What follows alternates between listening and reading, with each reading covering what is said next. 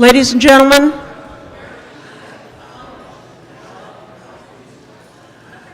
I'm going to do just a real brief recap of how we're going to run the meeting this evening. Initially, we've got a couple of presentations from the state that are going to be presented onto the screen so you can see those. Once those are complete, we're going to open the floor for questions, not statements, not informational, just if somebody's got a question. What they found is in prior meetings that if somebody had a simple question and we got into long dissertations, people would get upset and leave. So we're going to do just a very brief question. If you've got them, come up to the podium, just line up. If you've got questions, ask the question, go back, and they can be answered here. Once we're done with that, they have got 2 stations in the back and 3 out in the lobby that if you have more specific questions for any of these 5 specific areas, you can go and talk to them specifically. If you're in this room, I'm going to ask that you be very quiet because we're going to continue on with the meeting as a whole. So once we break to do that, if you've got additional information you want to provide, if you've got statements of any sort, more extensive dissertation, that's fine. We're going to do the standard Merrimack 3-minute rule. If you can't finish in 3, let somebody else speak, come back to the end of the line, and you can do it again. We're not going to shut you down, but we're going to ask you to limit it to 3 minutes. With that, I'm going to introduce Clark, and okay. Good evening. Sorry, I got to move that up a little bit. Lynn said, my name is Clark Frizey. I'm the Assistant Commissioner of DES, although I think the vast majority of you know that because I see a lot of familiar faces. I appreciate everybody coming this evening. I really want to thank the Town of Merrimack for hosting us this evening, and the Town Council in particular for giving us a lengthy list of questions to help us sort of shape the agenda. It's a little loud. With that, we did try to shape the agenda. And what we're going to try and do is go through what we think are the presentations that will answer the majority of questions. We'd then like to ask that if people have questions, very short, to-the-point questions, go ahead and ask them, because that way everybody can listen to the answers. We've also gotten a lot of feedback that after these presentations, people want to ask a personal question. They don't want to ask it on a microphone. They don't want to ask it in front of everybody. And we really want to get the team out to these tables to support that. So what we're asking on the questions, again, keep any questions up front very short. We're then going to support an air emissions table, which is back there. Kathy Beam will be back there. We'll have the alternative water projects is out here, and we have all of the contractors from all of the alternative water systems will be out there. We have DHHS will be back there with any questions. Dr. Chan and Lisa Morris will be back there. Public water systems, Brandon will be out and around the corner. And that's if you got questions about the testing for the public well systems and any filtration or anything else, he'll be there for that. And then site investigations, Jeff, who's up on the stage and will be presenting in a minute, will be out there to answer any questions about site investigation and any of the data we found so far in site investigation. While that's going on, we will go ahead and keep the mic open. We'll have some people up here on the panel, and if you want to ask something longer or make a personal statement, we'll be here for that also. But again, we got some feedback that some people come here, they see a presentation, they want to ask a personal question, they do not want to do it on the mic, and we're trying to figure a way to support all needs. So we're hoping this works better. As always, we'll take feedback. So one of the big things we've been getting asked is, are you sampling, pick a word. Okay, lights went out. I think you can still see me. And we want to give an idea that we are out sampling a lot. The site investigation around the state is far bigger than I think a lot of people have seen. We've not been real good at advertising this probably, and we wanted to get that out. By the way, also, as I noticed the camera back there, I did want to thank Bedford. They have hooked up a video feed for all of the towns, and I really appreciate them doing that. But we have been going out and doing a lot of sampling of water, groundwater, surface water, drinking water, soils, dusts, air, all throughout the state. And this is just an example. And these are only water samples, but it gives you an idea of the extent of this investigation around the state, because unfortunately, these compounds are ubiquitous. They are everywhere throughout the state. Obviously, because we have found such a high level of contamination, you can see a very high concentration of sampling down in this area. But we are sampling throughout the state, and unfortunately, we are finding these compounds throughout the state. One of the big things that happened in this last session, I wanted to personally put a very big thank you to Representative Hinch, who's from the Merrimack area. He is the primary author of HB 1101. He had surgery and has had some complications, so he can't be here tonight. I will say that, I keep on saying Dick, Representative Hinch really was the person to push getting 1101 written to be a comprehensive bill to give us all of the capabilities we need to move into the next stage of this investigation.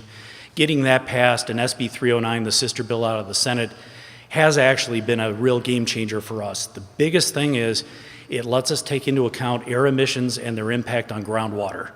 Previously, we could not take that into account, and as of the signing of these bills a couple weeks ago, we can. And this is a big deal because we have been able to demand treatment on the St. Cobain plant to stop further emissions into the air. And Kathy's going to talk about the air emissions data we got to date and where we're at in getting that treatment on that plant. That is a big deal to us, and we are really hopeful that it's going to get treatment on there soon. One of the other things that it has allowed us to do is go set MCLs that do not have to take into account EPA standards. We are now allowed to go look at all the science, take a look at what the best science is out there, and for the 4 compounds that are listed, PFOA, PFOS, PFNA, and PFHXS, we are allowed to set maximum contaminant levels, full drinking water standards for the state. We are working through a process to do that. It's not as simple as it may sound. There's a lot of work that goes into reviewing all of the science that is out there, assessing the impacts, both the health, costs, and benefits, and getting that into a publishable route. We're planning on getting that done and getting into rulemaking by 1 January. We do have a number of stakeholder work sessions, and to be clear, these are not like this meeting where there's going to be a microphone and people get up and talk. These are work sessions. We're going to put technical papers on the table, we're going to compare notes, but we are opening those, so if people want to be engaged in those activities, you're welcome to be there. Public comment will be held as a part of the formal rulemaking process. So beyond these work sessions, there will be public comment sessions, and we will hold those throughout the state because the contamination is throughout the state. In addition, while the focus is on drinking water, we think right behind there is surface water. And so we have gotten permission from the legislature, permission may be the wrong word, we've been asked to put forward not just a path on how we would do it, but a budget. And we don't normally get asked to ask for an add-up budget. We have been asked to give an add-up budget. So this is a really big deal to us. And again, I feel really bad that Representative Hinch can't be here tonight because he was the lead author on 1101. Representative Byron, I don't know if he's here tonight. He was the author of the precursor bill that unfortunately didn't get us to this point a year ago. But we are here now and we are working on this. So the rest of the state now is out of the picture. This is the site investigation in this area. You may remember this slide from when we talked about the consent decree, which was signed by St. Cobain. We've been getting a lot of questions about what do these lines mean, what do these terms mean, and so I'm going to try and walk through that a little bit, and hopefully it answers a bunch of questions. If you focus on the red line, and I realize you can't see the little, well, maybe you can if you got good eyes. That is a preliminary GMZ, groundwater management zone. And I'm going to talk through what a normal investigation looks like. This is not a normal investigation. A groundwater management zone, when you get done with a normal investigation, you know exactly where the contamination is, you know exactly where it's going, you have a remedial action plan in hand, and you have your monitoring system in hand. You then you give a permit for the responsible party to manage the groundwater management zone, do the remedial action plan, and do the monitoring. Because of where we were at in trying to get emergency water and alternative water to all of these houses, we have set a preliminary groundwater management zone. We're not limited to that. If the investigation goes further, we can go further. But that red line is the preliminary groundwater management zone where St. Cobain has agreed to provide alternative water to all of the residences inside that line. The blue line is where we admit that if we went to court, we would have a hard time proving they're the primary responsible party. And so they understand that they are only for PFOA and PFOS. If we are outside that area and we find an exceedance, we have already recognized we're going to have a hard time holding them responsible as the primary responsible party. If it is a next generation chemical, Neither of those lines exist. We are not limited by this in any way, shape, or form. If we find Gen X at some point outside of either one of those lines, it's a totally different discussion. It has nothing to do with these lines. And I know there was a real concern that for these other compounds that we are finding, that we were somehow limited. We are not. Consent decree is about PFOA and PFOS and about getting this quick remediation in place. And then, if this were a normal investigation, we would be following this chart. And that is, first you find out about it. Normally it's a fairly contained site and you go through a very short emergency process. You get bottled water in. You talk about an alternative water source for a couple of houses. And then you go off and do a site investigation to make sure you've gotten all the houses. Well, in this case, we've had to do it sort of backwards. We got all the emergency water agreed to. We've gotten all the construction underway, which I'll cover in a minute. But now we've got to go do a full site investigation. We've got to make sure we know where the contaminants are. We've got to make sure we know where the contaminants are moving. And then we got to figure out what we do from there. The way that normally works is after the site investigation, the responsible party says, okay, we agree, here's how we're going to remediate. And they put in a remedial action plan. First thing is we're not limited to their remedial action plan. If we feel it's insufficient, we can deny it and make them come back. If we feel they're not being serious, we can go under administrative order and we can tell them what to do against the site investigation plan. To date, St. Gobain is performing as we have asked. They are doing the site investigation. All of those samples that I had in the other pie chart, they're paying for that, they're performing that, they have crews out doing the work. So we're hopeful that they're going to propose a good remedial action plan, which includes all the monitoring through life and all of the other activities. And we're hopeful they'll provide that. We can accept it. And then they would be given a groundwater management zone permit. And that's where we're headed. That current red line probably will not match the final groundwater management zone permit. But that's the one we're working off of today, and they've already agreed to act like it's in place today. So inside of that area, what if somebody wants to dig a spade of soil and turn it over? This is a big question, and it's really something where we're not fully equipped, to be honest, to deal with it. Right now we have a contact standard for soil, and that basically assumes that you are a young child, in my mind a young boy, who is going out and playing with their skin in bare contact to soil for hundreds of days a year, and he is dumb enough to ingest a couple of ounces of soil every day that he is out there with his skin in direct contact to the soil. That's how we do a contact standard. That's 500 parts per billion, and that is pretty much in line with what other states are using. That is not a leaching standard. A leaching standard is we're worried about rainwater going through the soil and dragging these chemicals down into the groundwater. And that is a more sensitive standard. And there, unfortunately, there is not consensus. There is not a lot of science. The EPA does not even have a preliminary standard to look at. A few states have started to propose standards, and we're looking at them. However, in line with 1101 and 309, we agree the number one is getting good drinking water standards in place, following that up with surface water standards. We're not going to abandon getting leaching soil standards, but we are looking more at what other states are doing while we focus the energies and the personnel we have on the drinking water and surface water standards. When you look at the NHDES data, which I forget what NHDES stands for, but it's the national database where they test everybody's blood around the country, the primary risk threat is from water. Drinking water and ingestion of surface water or surface water contaminating drinking water is the primary way this stuff gets into a human body. And so we're focusing on those and getting those right. We will look at other states, and we do confer with other states. We got another conference call coming up with Vermont, New York in a couple of weeks. We're sharing notes, and if we see somebody who's gotten a good scientific study and has completed this, we will definitely be informed and we may use that. But with the resources we have at hand, we're focusing on the water at this time. So what we're asking is, if there is development in the preliminary groundwater management zone, is that the soils don't leave the site.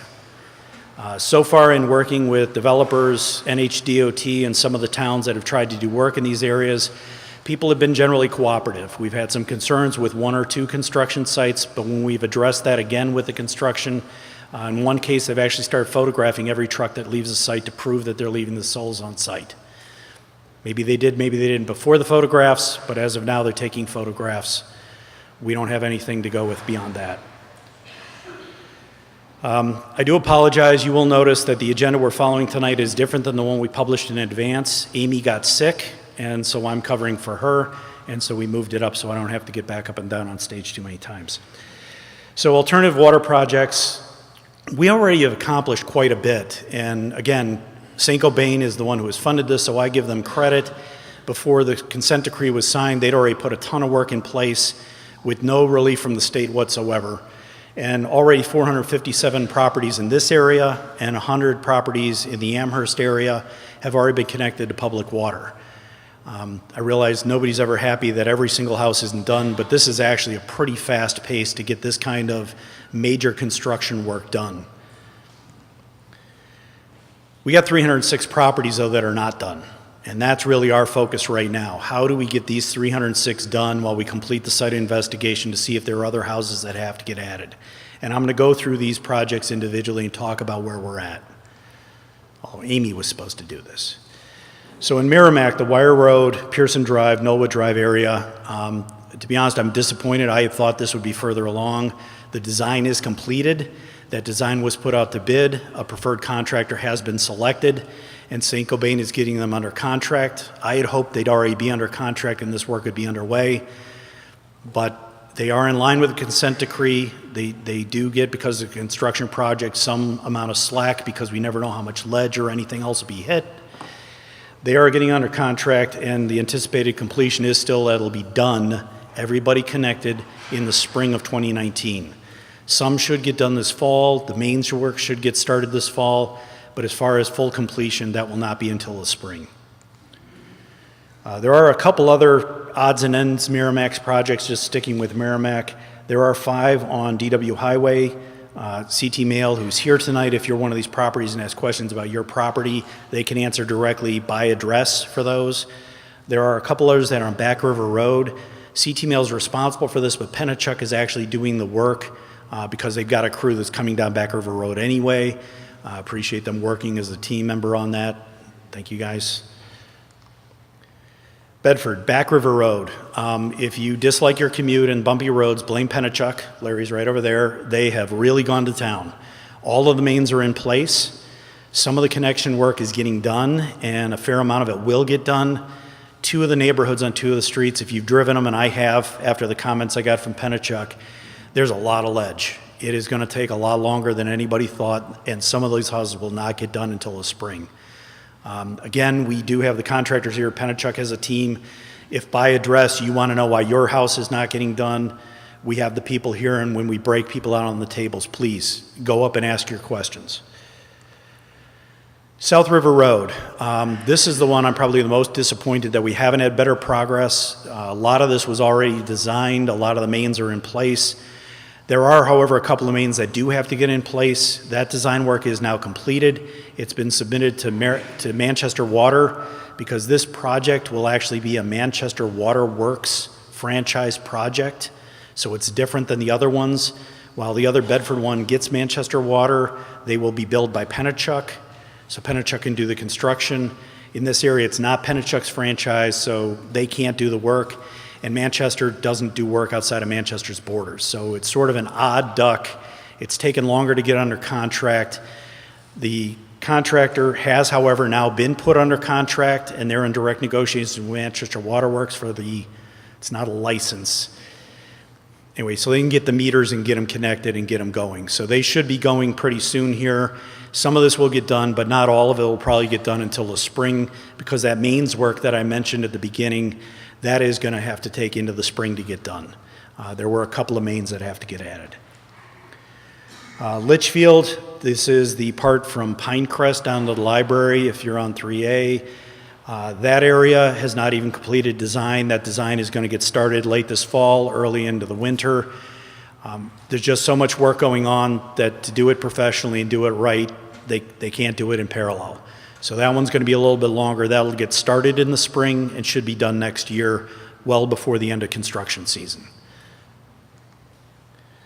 With that, I will pass off to Mike Metcalf, who's going to talk about what's going on with MVD. Okay, that's forward, that's back. Okay. There's a laser pointer, don't use it. Okay. Don't use it. Okay. Hi, I'm Mike Metcalf with Underwood Engineers. I'm going to talk about the work that we're doing with MVD right now. Particularly, we're designing the well 4 and 5 water treatment plant to treat the PFAS that's in those wells. So the status of that is we're working with MVD on the site layout. Part of that will be demolishing the existing well 5 building and moving those facilities into the new plant. That well will still be there, obviously, with a pitless adapter and a submersible pump and motor. The water treatment plant building, as it stands right now, is about 34 by 83, I think that is, feet. In terms of the site, we're working on things like developing access for chemical deliveries for the treatment process, access for well maintenance in the future, and there'll be a sewer connection to the Merrimack Town sewer, which runs along the railroad line. This is what things look like. I don't know if people actually are familiar with the site. That one up in the right corner is well 4. The lower one's kind of dark is well 5, and that's what a pump and motor looks like on one of those wells. It happens to be the well 5 pump. And those are around the site plan of the existing site. So Clark said something about not using the pointer, but if I try and use the pointers, can't see it? Okay, so yeah, so that's well 5, and that's well 4 right there, and that's what the site looks like now. And then once we are put the treatment plant in there, that's that building I talked about. That building, and I'll get into what it will house in the next slide or two, will house the treatment, and we're going to have an expansion area for additional treatment as well if necessary. You can see the access road that will come around so the chemical trucks can come in and make chemical deliveries.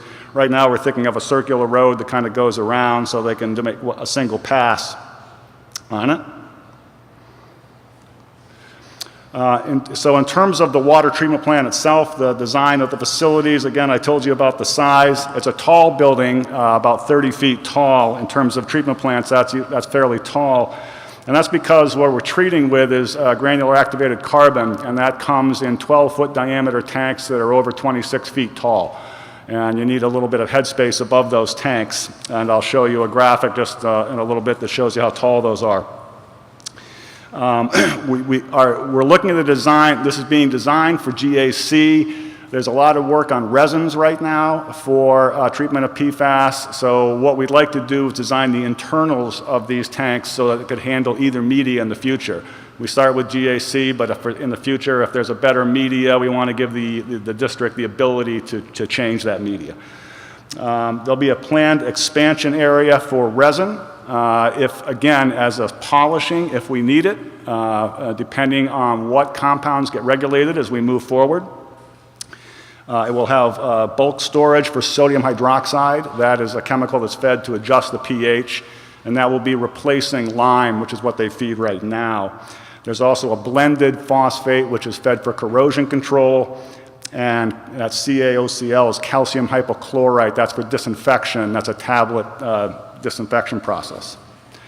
This is what the layout currently looks like of that treatment plant. So you can see the two 12-foot diameter tanks right there. That's the expansion area for resin if you need it.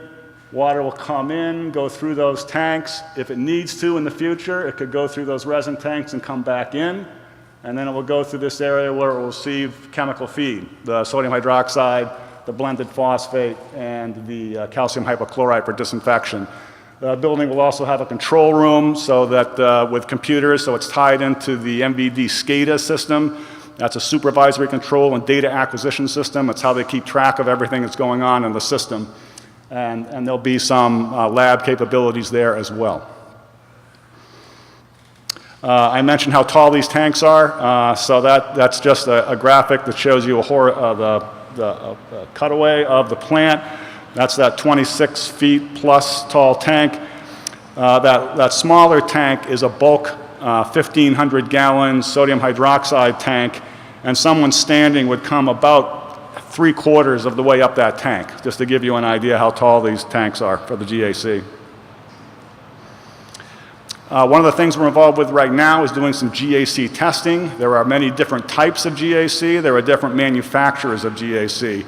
And to run a pilot with GAC until you get what we call breakthrough, until one of the PFAS compounds shows up in the effluent, can take a year or more. So it's a long pilot, very expensive. There's a method called rapid scale small column tests that we'll do with water from those wells. And it's an ASTM procedure that simulates running a full-size system for many, many months. So that in short order, in a matter of weeks, we can get an idea of which GAC we think is better, which is most effective, and which will have the longest life. So those, we're hoping to sample the water from wells 4 and 5 in the next couple of weeks and get those tests going. We'll be testing 3 types of GAC. It's made of, some is bituminous-based coal and some is lignite-based coal. We want to test 2 different types of the bituminous from 2 different manufacturers and 1 of the lignite based on the tests that we've been seeing and its removal efficiencies. This will be an independent lab, so it's not any of the manufacturers, so that it's not biased data. In terms of the schedule, the sampling for the RSSCTs is the next thing on the schedule. That will happen this month. Testing and analytical in November, December. We plan to be done with our final design by January of 2019. Go through the approval process that we need to with DES. Bidding and award in the spring of 19. And then construction should be about an 8 to 12 month process. The other thing that we're working on with the district is looking at the cost of PFAS treatment in all of the active MVD wells, so wells 2, 3, 7, and 8. What they want to know is what would it cost if we're going to remove PFAS regardless of whether it's below the current standard of 70 parts per trillion, so that they can determine what the possible rate impact would be of adding treatment to that, so that they can present that to the users and see if that's something that the users are interested in. So we're looking at wells 7 and 8. That's where there's already an iron and manganese plant. We would add on to that plant with PFAS treatment. It's already in MVD's CIP, their capital improvement program, to treat well 3 for iron and manganese.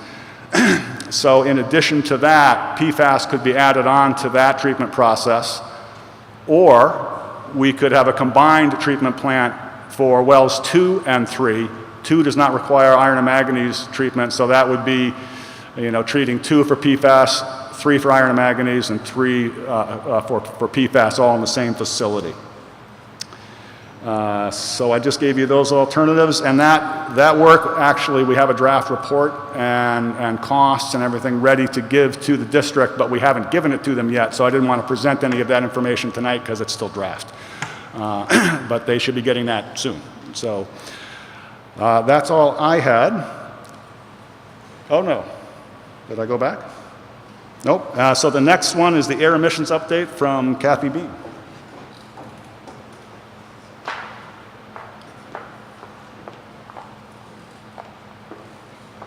Good evening. I'm Kathy Beam from the Air Resources Division. I'm the Air Permitting Program Manager, and my responsibilities associated with the Saint-Gobain site investigation as it pertains to the air emissions is to look at the facility and ask, where did PFAS come from? Is PFAS still being released, and where might it have gone?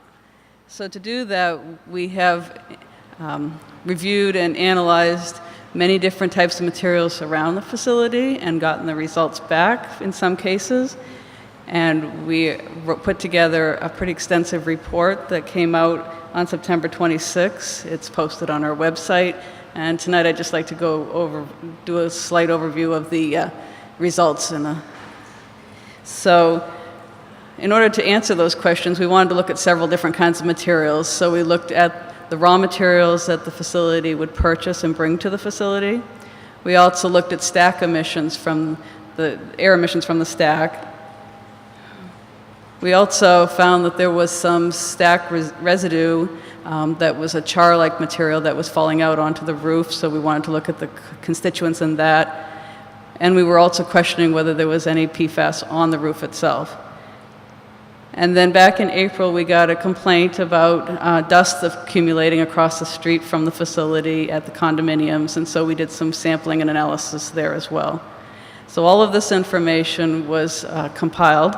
That is all looking at present-day activities, but in addition, we wanted to look at the past, what was emitted, where might it have gone, and in order to do that, we did an air deposition model of our own, and that is also associated with that September letter that's up on the website.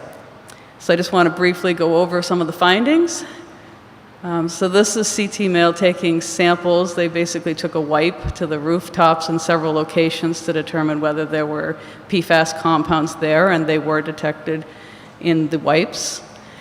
We also took samples of the dust in the windowsills at the condominium, sent them out for analysis, and found some small levels of PFAS as well. And then this is a picture of the char back during the initial inspection that was conducted in 2016. It had come out of the stack and was, as you can see, laying on the rooftop. So we have been analyzing that over time. We have samples from 2016, 2017, and 2018 of that char material, and all of the information is in that letter, but I wanted to pinpoint the PFOA emissions because I think that tells an interesting story. Back in April and May of 2016, the char had quite a large concentration of PFOA in it, but back in September of 2016, Saint-Gobain replaced the ductwork, the stack, and the dilution fan, and cleaned out the ovens from one of their towers. And as you can see, there was a significant reduction in the char concentrations after that point. But there were other PFAS compounds as well as PFOA found in the char material. And since then, they've also implemented a roof cleaning protocol where initially they scrubbed the roof, they were vacuuming it, now they're keeping it up to clean with the sweeping and picking up the material on a very frequent basis. So we also wanted to look at the raw materials that come in. So there's raw materials that come in straight from the vendor, and then they take that raw material and make coatings for the fabric. So that's called dip pan samples. So the results of the raw materials and dip pan coatings, we took samples during each of the stack tests as well as an extra set in 2017. The results of the concentrations in those materials for 2016 are up on our website associated with the stack tests from 2016. The results that we sent to EPA, which we were given the opportunity to use the Office of Research and Development to get more analytical work done on the compounds and to be involved in the stack testing this year, those results have not come back yet. And then the results from the stack test that was done in April of this year, the results of that from the consultant who conducted the stack test for Saint-Gobain have come back, but we have not gotten all the results from EPA yet. But what we did find in the material sampling is these compounds that I've got listed here in some small quantities. So all of those samples were either of a solid material or a liquid material, but what we wanted to really do over the course of the stack testing was to determine the air emissions part of the whole system. And I just want to explain a little bit about what a stack test really involves. There's a lot of upfront work before you even go in and do the stack testing. You have to determine which compounds you're going to analyze for. You have to get the methods and the testing and analytical methods figured out. And for this particular type of stack testing, this is not an EPA-approved, regularly used method. This is really cutting edge. It's been developed over time. It's not even a final method at this point. We're still learning a lot, research and development-wise. We also had to determine what operating conditions the process would be going through during the test to make sure that it represented the maximum or more frequent operations of the facility, and then how many samples to collect, prepare the samples, get the testing equipment lined up, scheduling of the facility, the stack testing company, DES, the labs, even the pilot control device that came in. There was a whole lot of logistical things that took place. As you can see, the stack test is basically putting a probe into the stack and collecting in, I don't know if I can point that out, but collecting all of the gases and into that probe and then into that box. So that box went from, it basically is what we call fractions. And so there, initially when we did stack testing in 2016, there were 4 fractions. By now we're up to 7 fractions. That is just different ways to isolate the compounds coming out of the stack so that we can collect them without making any chemical changes to them so that they can be analyzed. What that means is that we went from 4 to 7 fractions, from 3 to 6 runs every time we did a stack test this year, and from 1 tower that we tested back in 2016 to 3 towers this year. So the complexity and the number of sampling that took place really has grown, and there's a lot of analysis that has to go into it. So just for this test alone this year, there were over 200 samples that were sent out for analysis. As you can see, once the box comes down into the trailer, they've got to separate it all, put it into containers, and ship it out.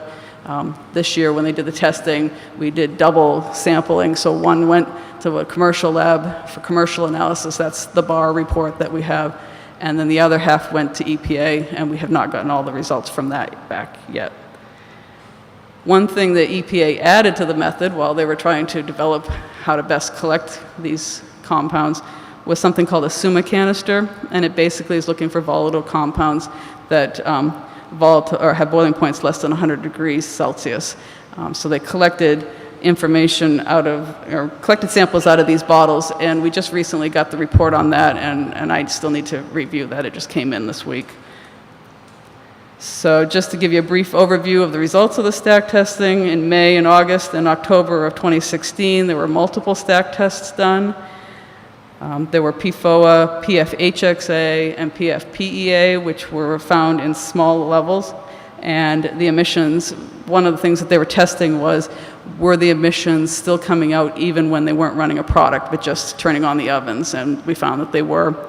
We also found that cleaning the ovens, replacing the ductwork, and all of the dilution fans reduced PFOA emissions quite a bit. So this year when we did the testing, as I said, Bar Engineering took the samples, but it got sent out to 2 different analytical labs.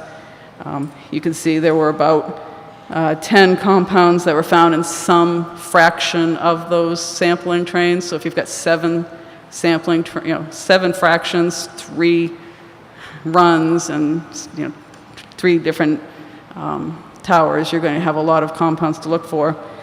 And one of the reasons that they did the testing this year, Saint-Gobain wanted to take a pilot scale control device, which is basically a smaller version of what would be a final control device installed at a facility, and test its effectiveness. And what we found is it was not completely effective for all PFAS compounds. So what I started off talking about was what the current state of materials are at the facility, but the other thing that was part of the task was to figure out where the emissions in the past had gone, and that was by doing an air deposition model. And really the point of doing the model was to identify whether we had gone out far enough during our initial investigation to get bottled water and public water lines out to people. So that was part of the reason. It was also to determine how big an area we were talking about, and then also to inform the site investigation as they move forward, which Jeff will talk about. So an air dispersion model is basically a computer model. It takes site-specific information about the buildings, the stacks, the historical emissions, and it predicts where those emissions may have gone. And there's a map up in the back that I can further explain that if you're interested. The full modeling report that the DES did is also attached to that long report and letter that was sent out in September. So again, that's all available online. So as Clark said, we now have Senate Bill 309 and House Bill 1101, which became effective in September. And as a result of that, a letter was sent out to Saint-Gobain informing them that we feel that they cause and contribute to PFAS compounds as regulated under those rules. And so they have, under the statute, 6 months to submit an application and what's called a best available control technology analysis. So I'm going to call it a BACT analysis just because it's a mouthful. But basically a BACT analysis involves looking at all possible controls that are available commercially, looking at EPA websites, other facilities, competitors, the state, and other requirements, and determining all the types of controls that are available. This is a very prescribed process. It's typically used for other pollutants in the air world. Once they have developed that list, then they have to look at its technical feasibility of each piece of control device, and then rank them in order of effectiveness, with the highest, most effective one at the top and going down on the list.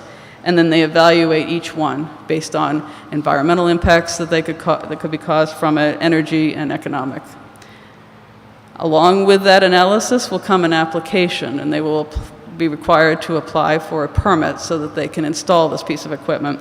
So that'll include application forms, control equipment monitoring plan, what kind of work practices they might do to mitigate some of the issues, and CHAR would be a good example of where that might fall.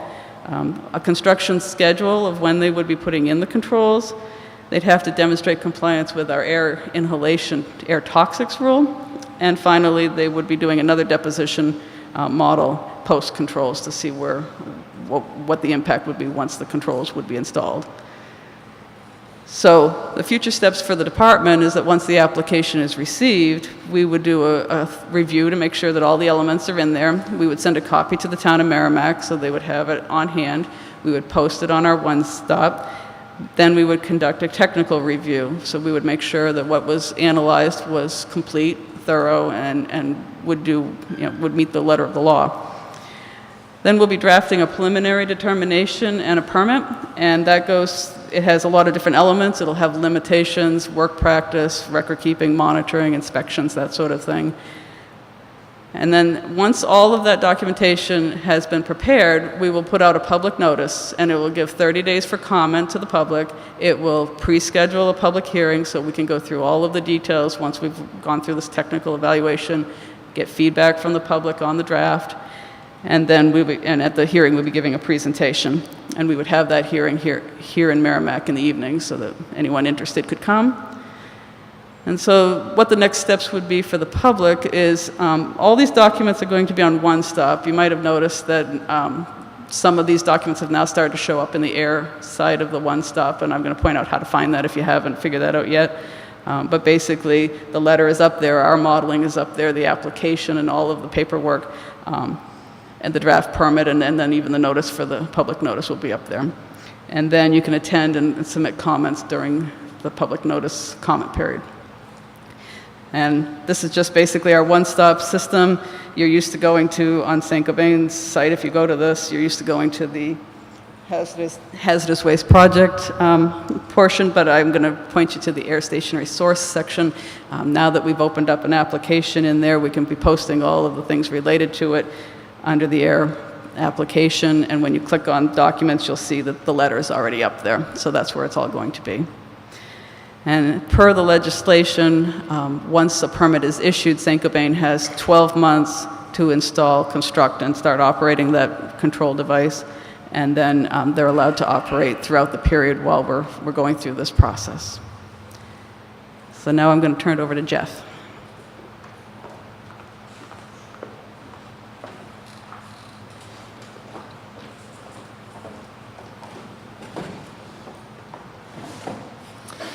Thanks, Kathy. My name is Jeff Martz. I'm a hydrogeologist with the Hazardous Waste Remediation Bureau, and I am the project manager for the St. Gobain site investigation for the DES.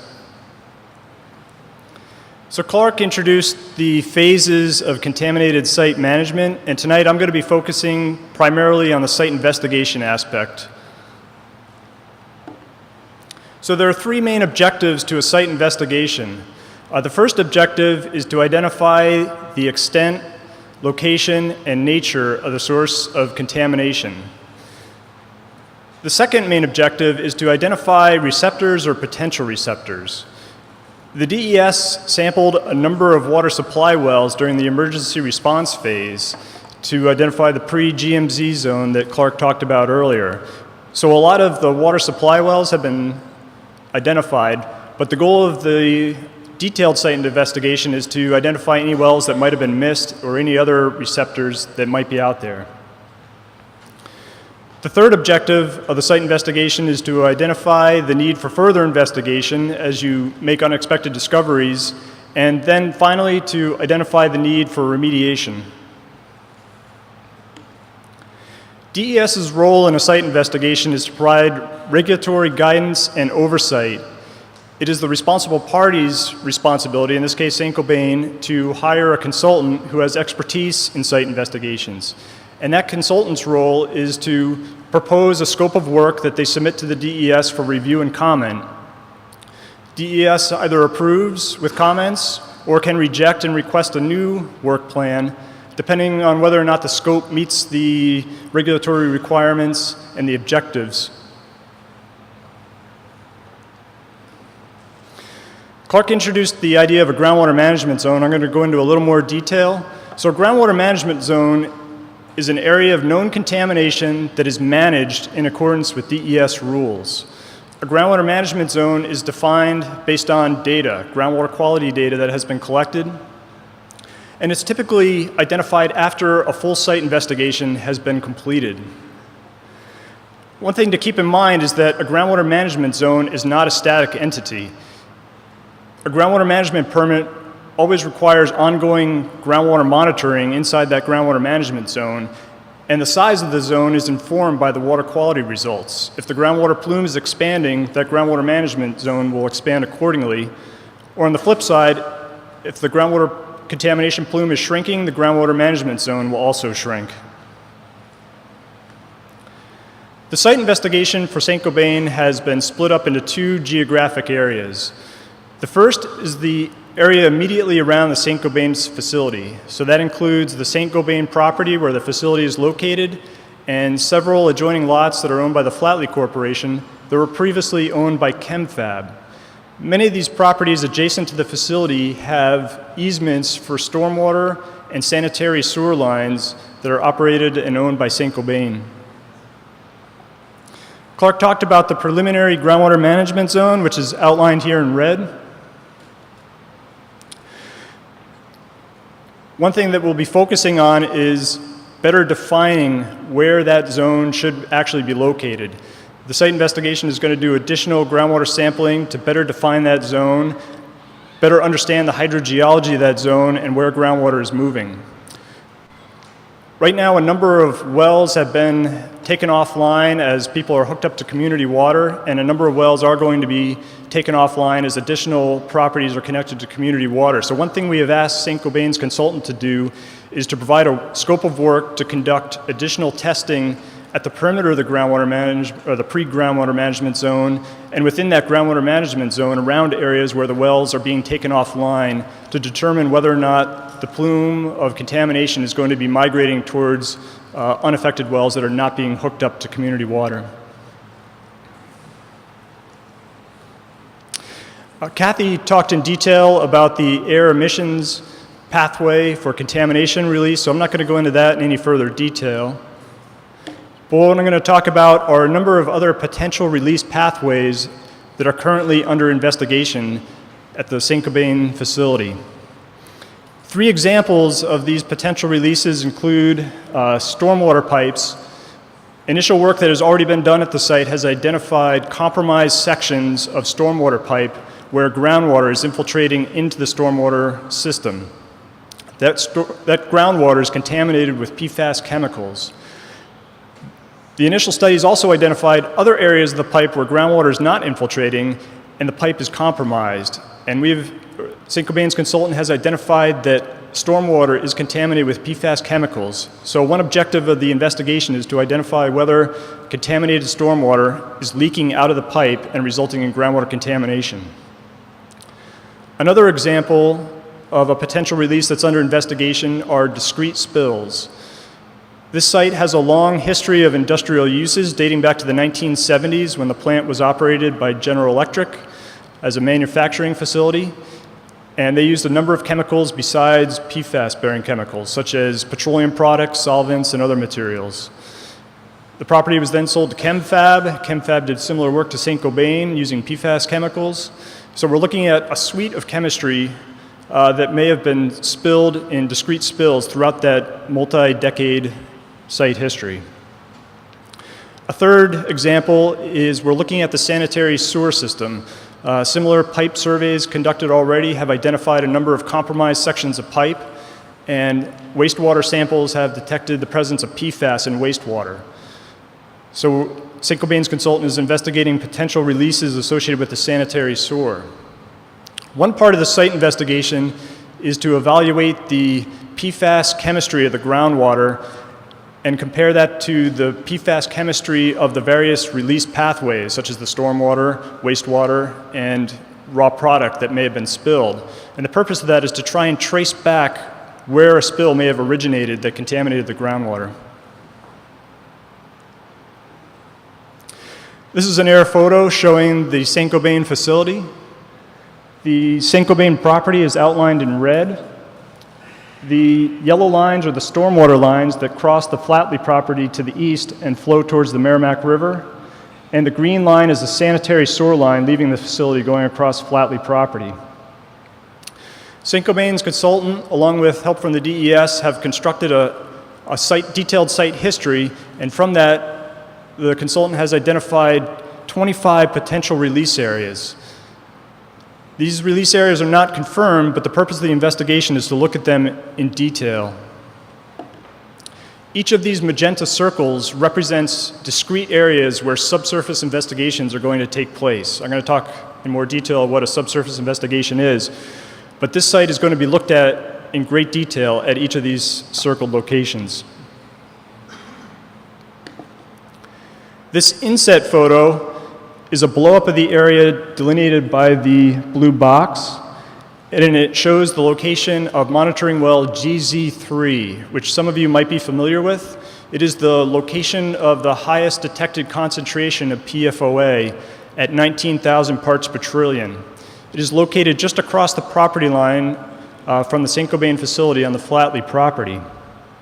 Each of the yellow dots with the black X denote specific areas where subsurface investigations are going to take place to try and delineate how that groundwater at GZ3 became so contaminated.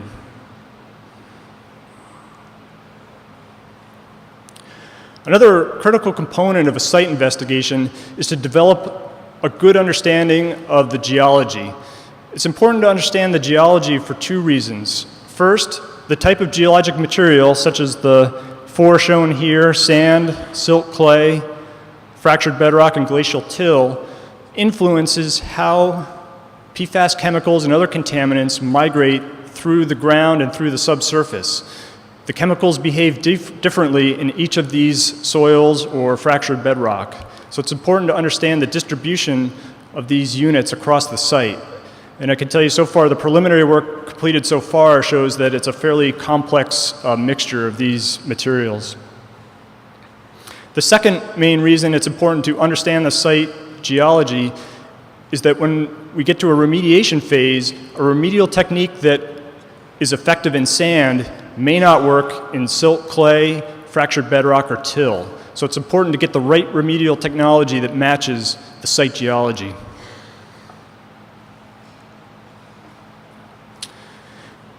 Currently, subsurface investigations are underway at the facility as part of the on-facility site investigation.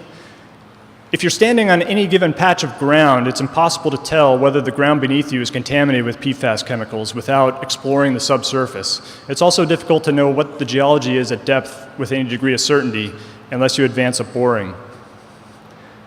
The small track-mounted drill rig shown here is advancing a core through the soil.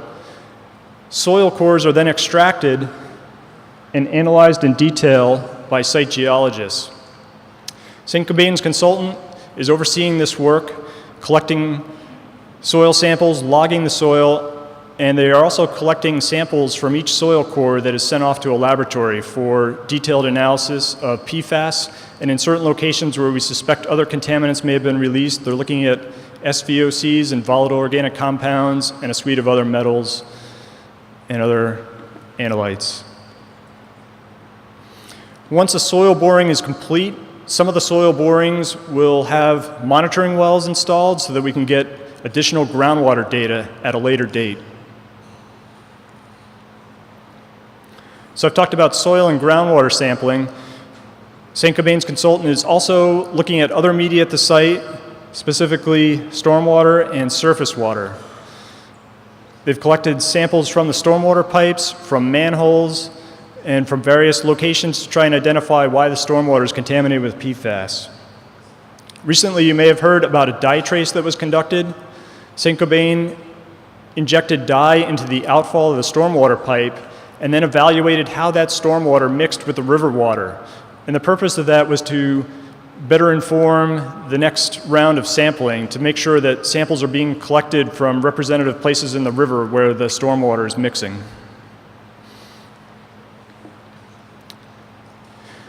So to sum up what's been completed to date, soil samples have been collected from around the area at sensitive receptors such as daycare facilities and agricultural fields. And a number of water supply wells have been tested throughout the area. And there has been some preliminary testing as part of an initial site characterization work on the facility where they've tested groundwater, stormwater, wastewater, as well as soil and groundwater. Right now, the detailed site investigation is in progress. They're looking at, again, the media I discussed, soil, groundwater, surface water, stormwater. They've completed the dye test and are going to be analyzing that data. And St. Cobain is in the process of sampling selected garden soil samples from residences that are located close to the facility. And they've also submitted a work plan to conduct additional detailed water quality sampling around the boundary of the GMZ in the areas where public water lines are being extended and wells are being decommissioned. Looking ahead, in the fall of 2018, repairs are being implemented to the stormwater system where they've identified compromised sections of pipe and broken manholes. St. Cobain is in the process of installing patches, fixing manholes, and trying to correct the infiltration of groundwater into the stormwater system, and also to prevent water from the stormwater system to potentially leach out into the ground. In late 2018, groundwater sampling will begin for the areas around those wells that are being taken offline. And in early 2019, the on-facility site investigation will be completed, but I want to caveat that if additional areas of investigation need to be completed, that completion date may be pushed out as additional mobilizations for additional drilling and soil borings are completed. It's important that they get the site investigation done in a complete and correct fashion. In 2019, St. Cobain is going to be installing a pre-treatment system for their wastewater that addresses PFAS as they rinse out chemical containers to try and minimize the amount of PFAS going down the drain. And finally, in 2019, the regional site investigation is expected to begin. So with that, we'll turn it over to Lynn for questions and answers.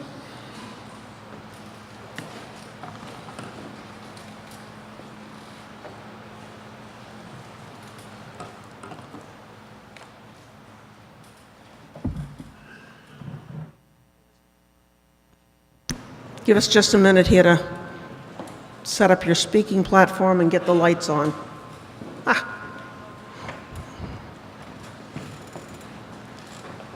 Thanks.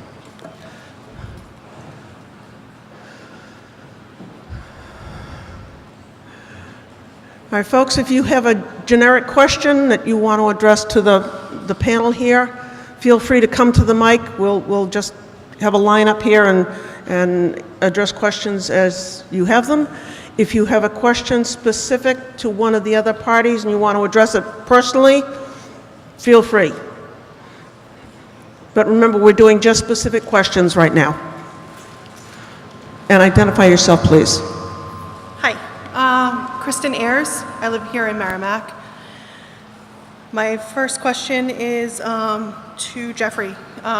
You mentioned that there were garden samples that were being taken nearby St. Cobain. Can you please explain that a little more?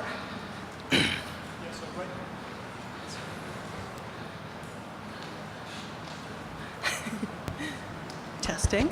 Hello. Okay. Thanks. So Saint-Gobain submitted a work plan to collect soils from gardens that are used to grow vegetables.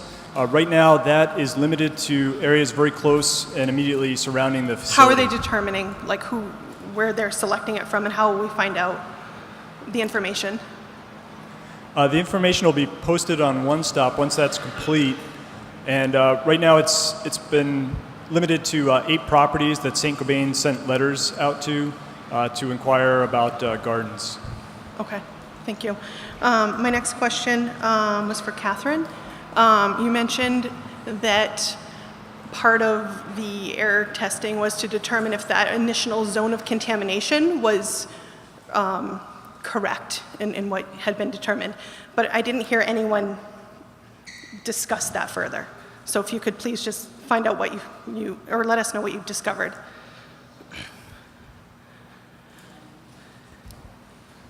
There we go. So that modeling that was done, the air deposition modeling, was to develop a shape to figure out where there might be areas where the PFOA had deposited on the ground. So it was used to inform the site investigation, the GMZ that was drawn, and that sort of thing. Is that what you're looking for? I was just wondering what was your conclusion? Was that initial zone of contamination of like 2 miles? Was it Clark? Am I on? Am I on now? Can you hear me? Yeah. Yeah. So we also use that in actually forming the consent decree. So we've been using it. Kathy has been, engaging in the modeling and improving the modeling at each step. So the first parts of our site investigation, where we asked for sampling to first occur, we had already run some rough models. As they've been enhanced, that actually went into the consent decree to form the pre-GMZ and the site investigation zone. And now we're just constantly comparing back and forth because basically we don't want any surprises. So I'm wondering about people who are outside of that zone that have not been able to have their wells tested. Is that a consideration to expand that? Same as I made the commitment in the very early meetings. If the data shows that we have to keep going out, we will keep going out. How do we, I'm looking for that answer. Is the data showing that? Right now, the data doesn't show that. Okay, right now, that's all I wanted to know. Okay. Thank you. Good evening, Jeff Daly. My question is to you, Catherine. Why did you only test on 3 of the exhaust stacks? So the 3 tests, the 3 stacks that we tested represent the 3 stacks that we tested represent the 3 types of stacks that they have. So they have one kind of stack that makes one product, and the other 2 stacks have different configurations. So it's to represent all of the types of stacks that they have there. Historically, we only tested fabric coaters, and this time we also tested the film manufacturing line. So. Okay. You are aware that they coat 65 different fabrics. Did they give you the types of emissions that come off each one of those into the stacks? I've been in the plant because I was there as a customer. So when we decided on the products that they would make and the process that would be run during the test, we worked with them to figure out which would represent most of the products that they make and the raw materials that they use the most. So that was how we made the determination to do the testing. That's how we often do stack testing. That's not to say that in the future we wouldn't have other stacks tested. All right, I recommend that you take 3 of their products. One is their CBNR material that is used in... No, this is a CBNR. Chemical, biological, radiological, nuclear, and explosive. This is used by USAMRIID. It's a special order. You're aware, they use the same chemicals in the processes. We picked the 3 products that use the chemicals, all of the chemicals, and included the most exhaustive, where they use the most of these chemicals. We can go test ones that use less of the chemicals, but that seems to be not as useful, and to be honest, since they'll come back with lower results, probably for our regulatory purposes would be self-defeating. Right, but the thing is, and I have reported this to you before, I've come back down from meetings in Concord and Manchester, and seen blue, orange, and yellow flames coming out the top, that's when they crank up the coating lines. And that is the highest level of emissions that will occur, and it's always at night. You never see it during the day. We did have an opacity issue that was measured during the testing, so we have that Okay, data. so you did do some late night testing. All right. It's not thank a you. time of day, it's a step in the process issue. We did test while they had an opacity issue, which is exactly that. When stuff's coming out that you can visibly see, we were testing while we could visibly see the materials coming out. And we do have that test data, and that's what Kathy presented. All right, as long as that's true, because Saint-Gobain, when I was there 5 years ago, cranked up one of their lines, and it was very, very obvious. Thank you.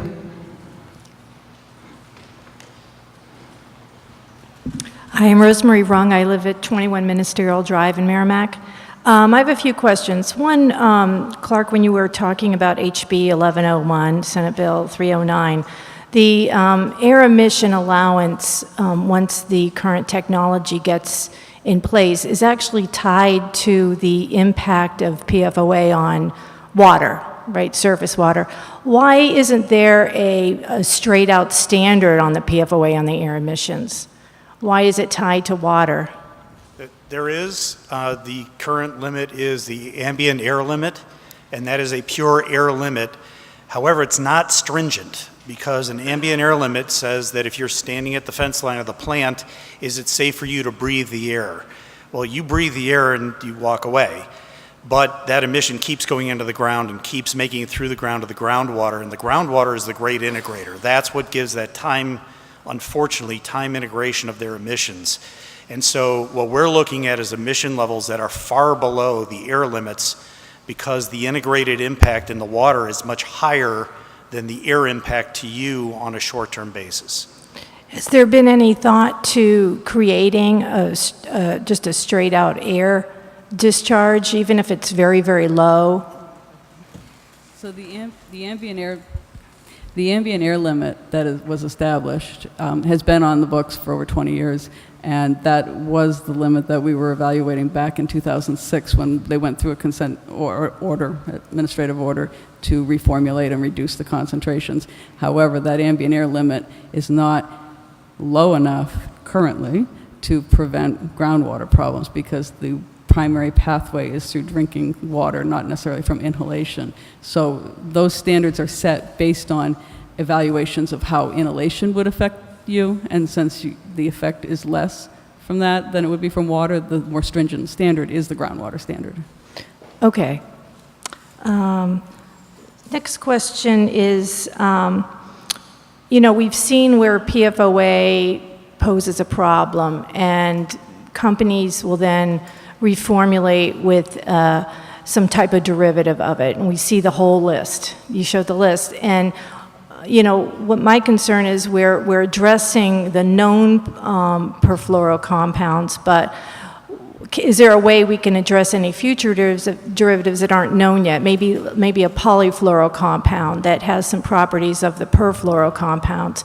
Can we just do permitting based on total fluoride or fluoride-containing compounds, so that will address any future derivatives that may become developed and applied?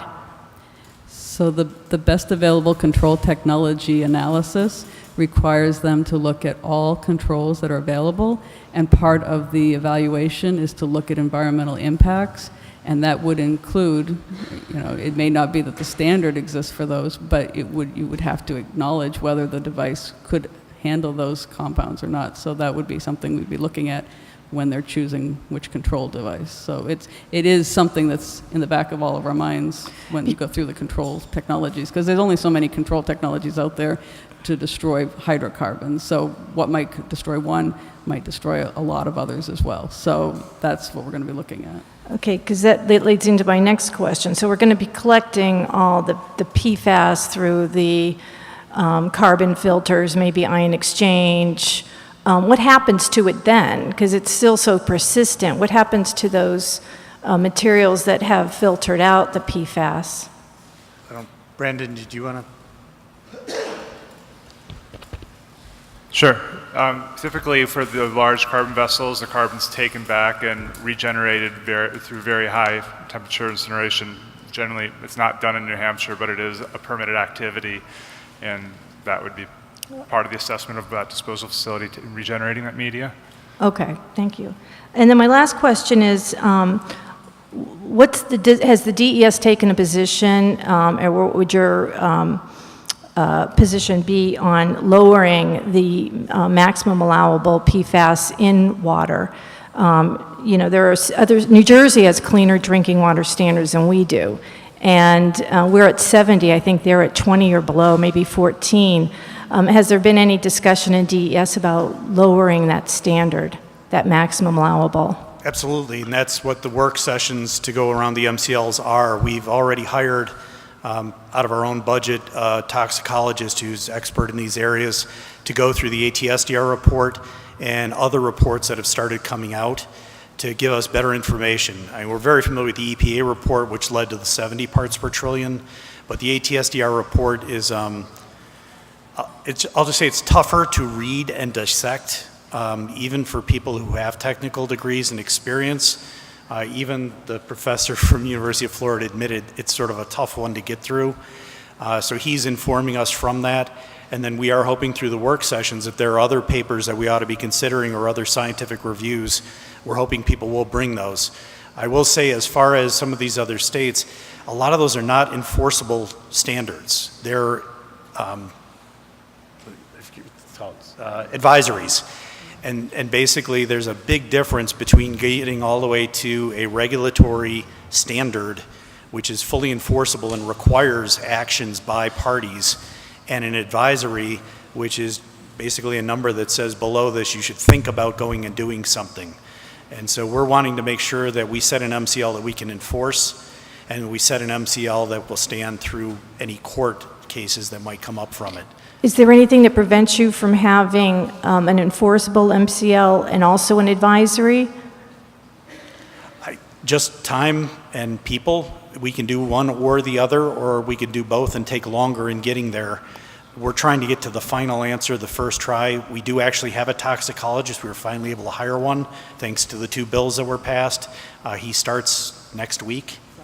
Friday this week, sorry. And a health advisor. We were able to get a toxicologist under contract in advance of that. So we think we've now got the support to actually go through the studies. Personally, I'd rather get to an enforceable standard than have the confusion of why do you have one advisory and one standard. Once we set an enforceable standard, it provides a certain clarity to responsible parties and consultants and water systems. And we'd like to get to an enforceable standard because there is that clarity. People understand what that means and they know how they have to respond. Okay, thank you. Sure, thank you.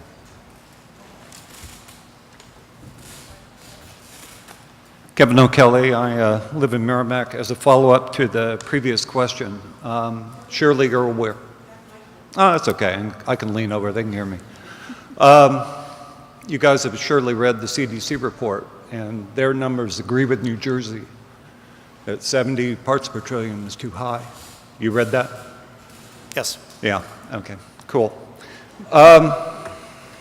It appears from the literature that large PFOAs are filtered very effectively by activated charcoal. Smaller PFAS compounds, not so much. Based on this, our family switched to reverse osmosis for our drinking water, which is great. Reverse osmosis is not very practical for a whole house filter. The downside of that is every time we take a shower, we're breathing in this stuff. Don't like that. Do you have a recommendation for what we can use for a whole house filter then? Well, one, I did want to say EPA was kind enough to bring me to their Cincinnati lab, which is their water lab, and the preliminary rumor that short-chain PFAS is not effectively filtered may not be 100% true. It appears that the right kinds of carbon are more effective than was initially thought. As to whether it's a total answer, I agree it's probably not. Yeah. But the current research and the current measurements they've gotten from North Carolina, where they fielded a lot of charcoal, if you get the right kind, it's more effective than you think. But Well, Brian, then I have two comments about that. Number one is, going back to my previous statement, EPA's numbers are too high according to the CDC, so there's some level of disagreement. Number two... Except the filtration's to non-detect. Non-detect is non-detect. Well, it was detected... It's not to their standard. Yeah, it was... I saw numerous other labs that tested various types of charcoal, and you're correct, not associated with the EPA. And the results are hit or miss all over the place. Particularly when we're talking about Gen X compounds, which is the next thing, which relates to the previous speaker. This is a problem. Reverse osmosis is great. It also has a charcoal stack in it. Fantastic. But like I said, without a whole house filter, other than selling my house at a loss and moving away, how do I protect the health, safety, and welfare of my family? So we are actually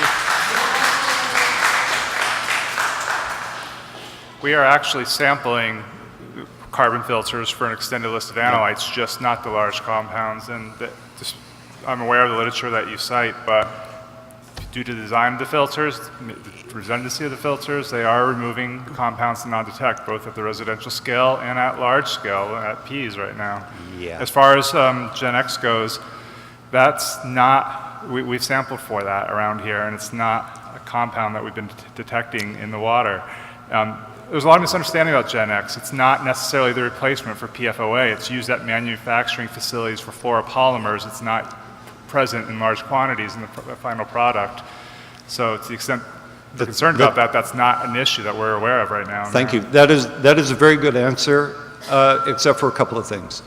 Even C8 PFOAs have a tendency to break down into other compounds, as I'm sure you're aware. As I'm sure you're aware, Saint-Gobain has already switched from C8 to C6. I don't know how well that behaves. And on top of that, yeah, Gen X is not something you see right now, but as the previous speakers have said, it's coming soon to a water supply near you. And if you don't see it now, we are going to see it later, and yeah, it's going to be a problem. I'm a little concerned about grabbing onto activated charcoal as the answer, simply because it looks like the only answer that's convenient on a large scale. As you correctly say, if it doesn't get everything, the only hope that we have is that you guys defend us to keep these new compounds out of the water supply. Because if you don't, we're going to be right back out here in a few years, assuming I'm still alive and assuming I still live here. Right. Both of those may be in doubt. So thank you very much.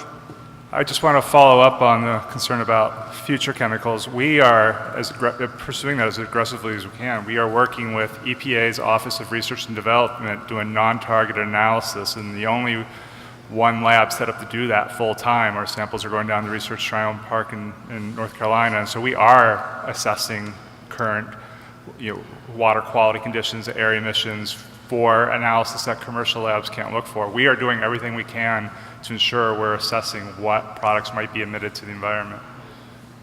Okay, thank you.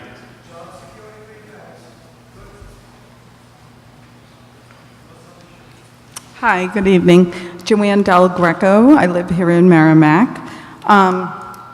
Question I have for Catherine. Talking about the air emissions, the process Saint-Gobain has to go through to get a construction permit. How long of a process is that? So once they file an application, we evaluate it for completeness, and we try to do that within 30 days. But we clearly understand the urgency and the importance of this project. That being said, then we have to do a technical review. And it's very important that when we do that review that we look at everything. As people are concerned about the other compounds and all of that, we really want to be thorough and to do this right. So while a typical construction permit, we try to target 90 days, including the whole 30-day public notice. I can't guarantee that on this. I want to make sure that it's done right and done right first time through. So I don't really know the exact time frame between application and permit, but it will be my top priority if that's any consolation. Because then you said once they get the permit, it'll be about 12 months to install a system? It's the the regulation, the Senate, the House bill and the Senate bill, they require it to be done in 12 months. That's the statutory requirement. But it can be done sooner than that, depending on construction schedules, and that'll all be part of what they have to submit. So we'll know what the schedule is once that's been, the application has come in. Okay, it seems like this process needs to be made a little quicker, because what I'm hearing, and I apologize if I don't understand all the technical jargon, but you're saying that the water contamination is caused by the air emissions. Okay, is that correct? So I would think that you would have to start with that process in order for the air emissions to stop affecting the water. And the legislation that allowed us to do that was went into effect September 8th, and we've notified them within 2 weeks that they had to put on controls. So now that we have the authority, we are working feverishly to get that moving. Okay, and my last question, and I'm trying to follow the whole process here, has St. Gobain ever been told to close so that we wouldn't have these problems? No, that's not within our authority. No. We don't get to do that. Okay, but if they're causing all these problems, I don't understand why they're still open.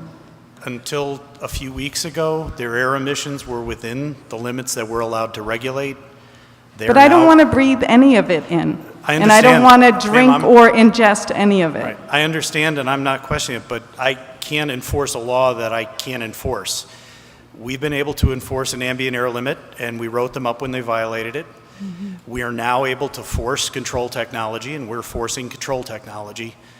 That's what we're authorized and allowed to do. Mm-hmm. If you want us to be authorized and allowed to do more, speak to your legislators and give us more authority, more budget, more people. We care about public health, whether people believe it or not. We care deeply about public health. That's why we go to work. We care about the environment. That's why we show up every day. That's why we're here in a hot gym late at night. And this is not my first visit to this gymnasium. I get it. We're all in this together, but it just seems like that would be a solution. I mean, I can't go randomly out and padlock people's buildings because I don't like what they do to the environment. I'm not authorized to do that, and neither are any of them. Well, we need to work on that, I think, all of us, right? Okay, thank you. Yes, ma'am. Hodge. Hello, guys. Nice to see you again, Dr. Chan. I had a whole list of things here, but I'm going to go to two things. Brandon, you flat out lied to everybody here. We are in a question. I know. Just let me finish, please. Okay. There is Gen X in Merrimack. There are C5s and C4s in Merrimack. Gen X is one of them. So Clark knows how well-read I am on everything, so I think you better study up a little bit and tell the people the truth. Clark, you do have the authority to set a limit. Every other state is doing it. Jersey's done it. Vermont's done it. We should be doing it. Minnesota's doing it. Michigan's looking to go down to 5 combined for PFOA and PFOS. All you guys are doing is testing, testing, testing. You're wasting money. Dr. Beerbaum down in DC last week said, you can't test your way out of this. You're wasting money. You can set a limit by law. So for you to tell everybody here that you can't, that's not true. Well, if I might, I never said that. I said we are setting a more stringent limit.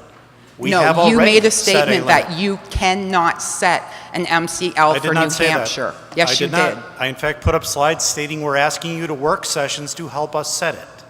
You don't need us to help you. This has been going on for 2.5 years now. I don't hear a question in here. This has been going on for 2.5 years now. You could have done something before this. You do have the authority to shut down St. Gobain, and I think Brian's going to talk about that. You guys have been basically feeding us line after line after line. And you know how well-read I am on these things. And Dr. Chan knows how well-read I am on these things.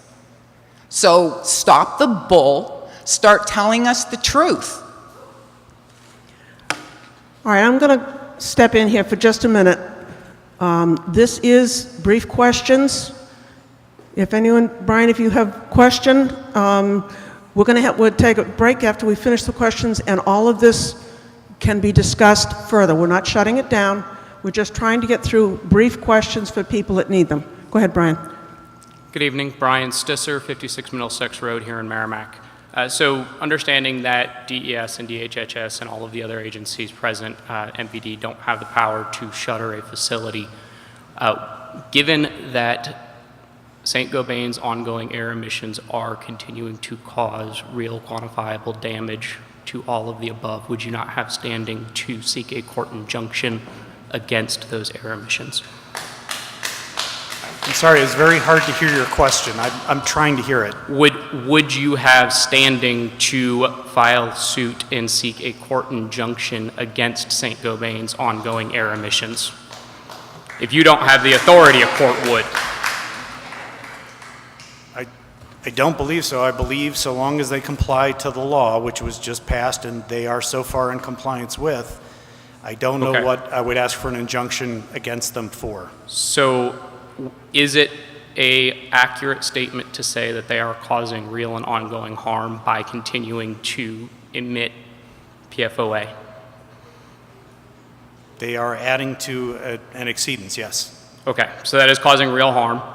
They entered into a settlement with MVD for a limited duration of filtering to remove those contaminants, which they are continuing to emit, meaning that they are continuing to increase the levels even after they've set a limit on how long they're going to filter them out. So they're causing damage that even they themselves have acknowledged. So would there not be grounds to show, regardless of whether they are within the law, that they are causing real harm? As far as with MVD, that unfortunately is with MVD. I can't speak for them. Again, we have a state law, and if they are in compliance with that law, I am not aware that I can go beyond that as an injunction. Thank you.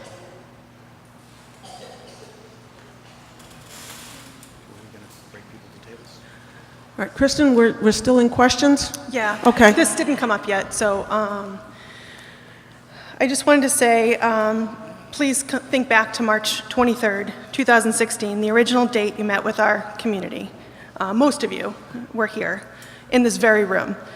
On that date, several concerned residents who have been unknowingly drinking and breathing toxic man-made chemicals requested blood testing. That is 931 days ago. That is 930 days too long to wait for our blood tests.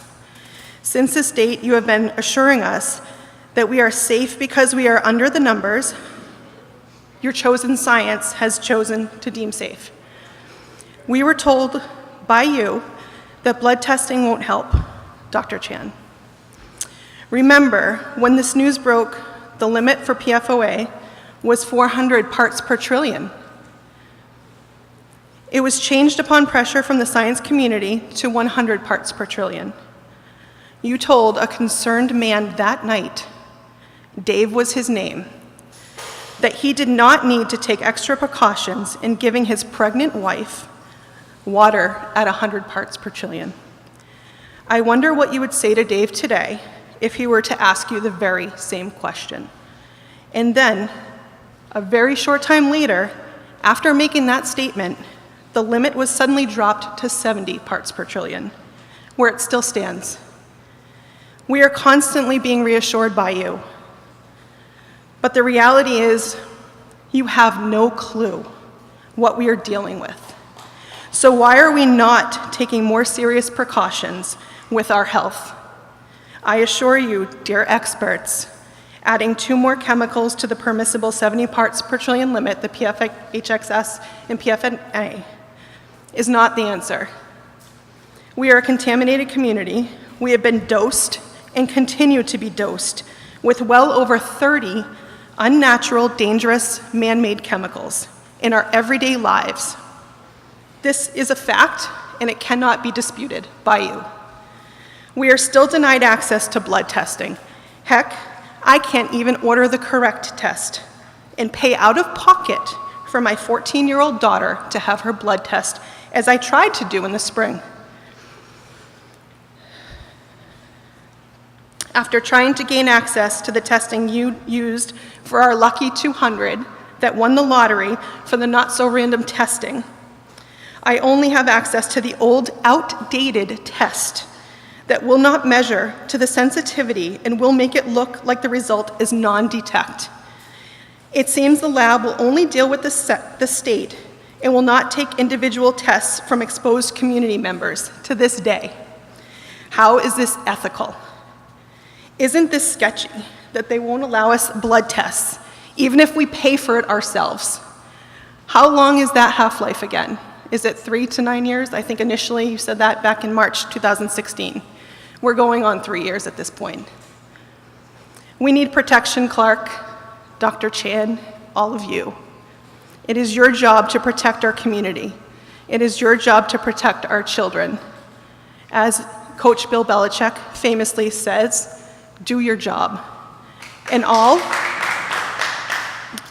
there will be our own community engagement meeting to discuss our needs, concerns, and PFAS in general at the Merrimack Public Library on October 24th at 7 p.m. Eastern Time. You're all invited.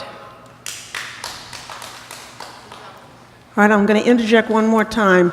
If anyone has any brief questions, we'll entertain those now. Once we're done with that, then we'll get into the longer discussions so that people that do have these brief questions can get them answered and then leave if they wish. Okay, I'm Phil Knotts, 127 Wire Road. I'm at the northern end of the preliminary GMZ. I have 2 questions for Jeffrey.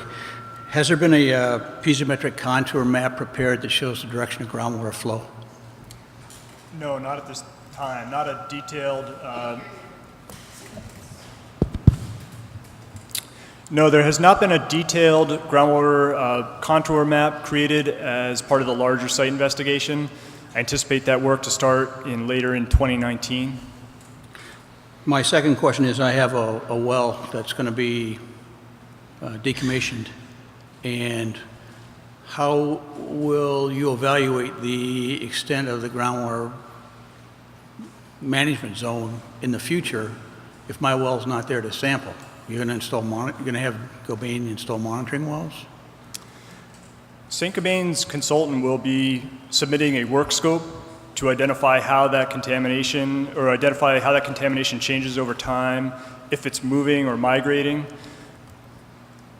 One thing that we're looking at is the construction of wells. A lot of wells were installed with shallow casing into bedrock, so it's important to make sure that any monitoring points have casing that seals off the bedrock from the overlying soils to make sure surface groundwater is not working its way down into the bedrock, to make sure we're getting a true sample from the bedrock. So that's one consideration that I've discussed with St. Gobain's consultant in terms of monitoring well construction. But you didn't answer my question. You're going to be installing monitoring I think wells to the answer is evaluate? they are proposing to maintain some wells as sampling wells. Okay. But a lot of the wells in this area, the records don't match the actual well. So we're wanting to be very careful that if we're using a drinking water well as a monitoring well, that we really know what we're monitoring. So in general, we are asking them to drill monitoring wells because a properly drilled and maintained monitoring well is a monitoring well. Okay, I just wanted to make sure that there's going to be some process. It is in the consideration, and they are asking for some wells to be retained specifically to be monitoring wells. Since I'm on the fringe of the preliminary GMZ, and maybe in 10 years I'm out of the GMZ, but without a monitoring well to evaluate that, there's no way to know that whether I'm still in or out. Okay, thanks.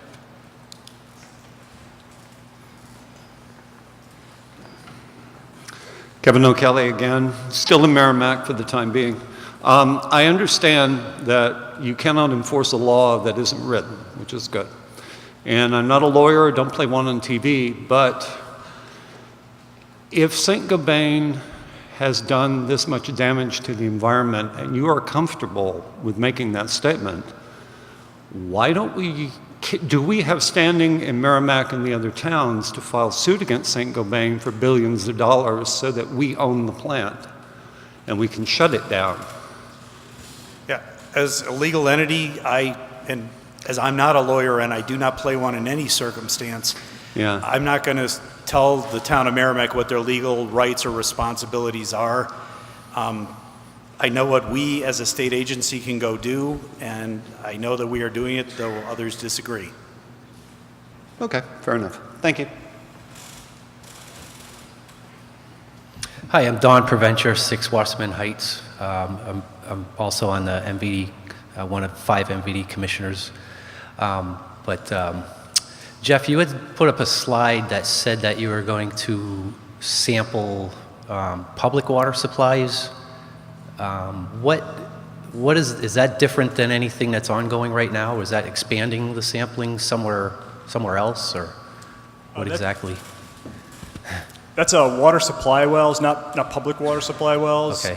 Is what I was specifically referring to. So we're looking at we've requested that St. Gobain's consultant provide a work scope to sample private water supply wells surrounding areas where wells are being decommissioned to make sure that any groundwater that's now no longer being pumped by those existing domestic wells is not going to migrate with contaminants to well users that are not getting connected to public water. All right, so that's really nothing to do with additional public water supply wells or anything? Correct. Okay. And I know Mike mentioned that they did a cost, or they're going to present a cost analysis on PFAS treatment at all of the remaining MVD wells. I know it's well known there's a source of contamination at St. Gobain as a source. Down in Amherst, there's some other sources down there. But two of our other wells are sort of in the central portion of Merrimack. And I'm not sure if there's any investigation or anything that you guys know of now what could possibly be tributary sources to the PFAS in those wells. I know they're outside of the groundwater management zone for St. Gobain. So I don't know if it's probably not a big priority because I know you have your hands full on, chasing other things down. We are actively investigating. In fact, we're coming to your meeting on Monday to go over the latest results with you for specifically that reason. As I showed on the map, we're investigating around the state. The heaviest is in this area, certainly, but we are investigating around the state, and especially any public water supply well where we think there is a source of contamination. We are working with that public water utility to make sure we're investigating. Okay, so I definitely look forward to seeing you on the 15th at the MVD meeting. Thanks.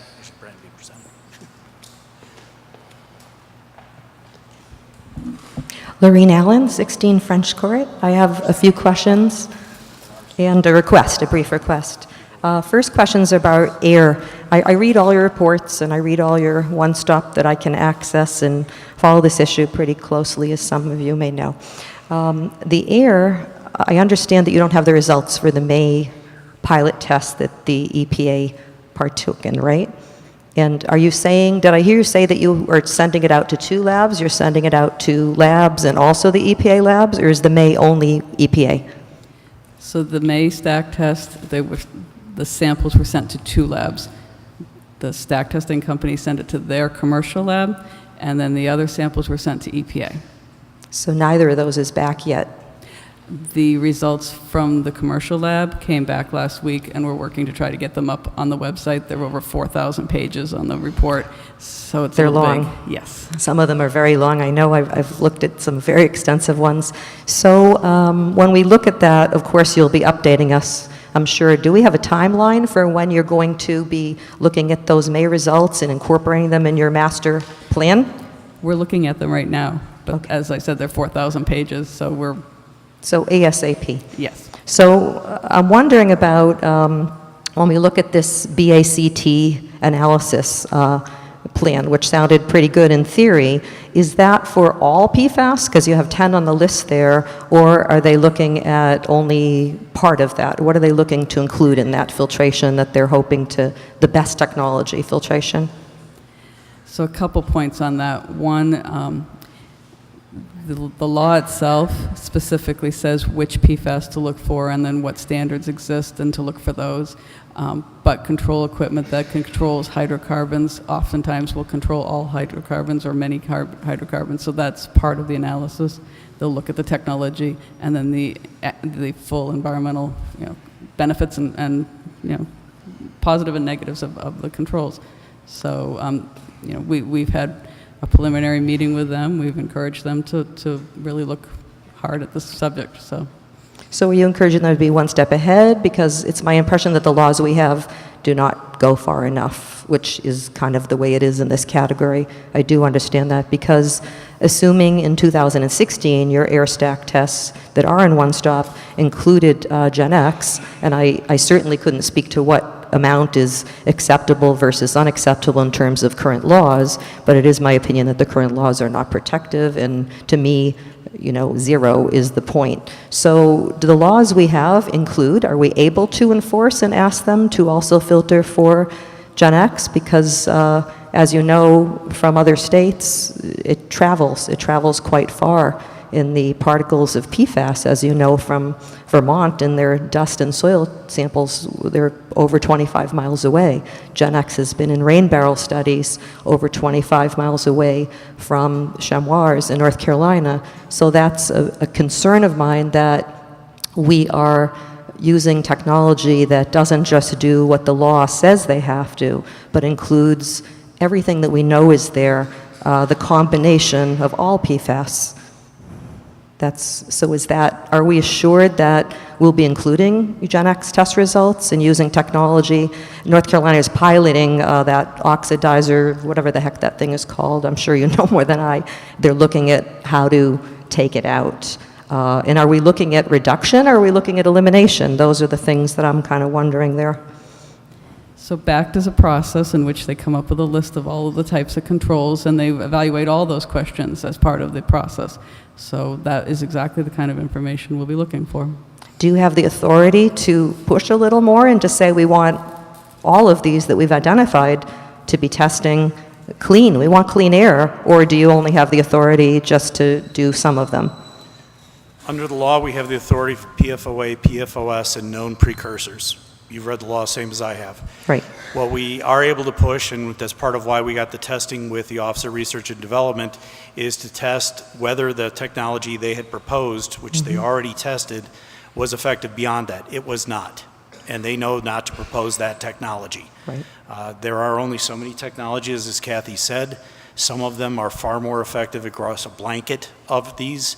To say that any one technology is known today to cover all 4,200 PFAS or whatever the number is compounds, there is no technology that's been tested against every known and unknown PFAS.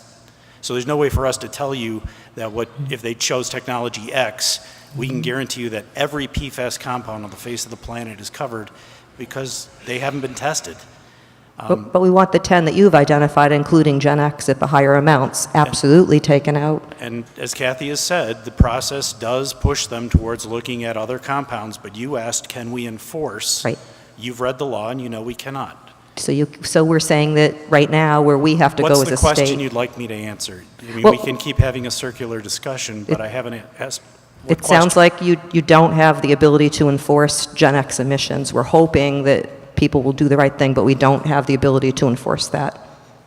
And Gen X, as we know, is the... We have the legal authority to enforce PFOA, PFOS, and their precursors. So we're enforcing things that are no longer in use, but we're not able to enforce... They're still generating PFOA, as the test results that we have posted and Kathy just put forward, they are still generating. It's generated, but supposedly it was discontinued in 2015, and Gen X is the substitute brainchild, right?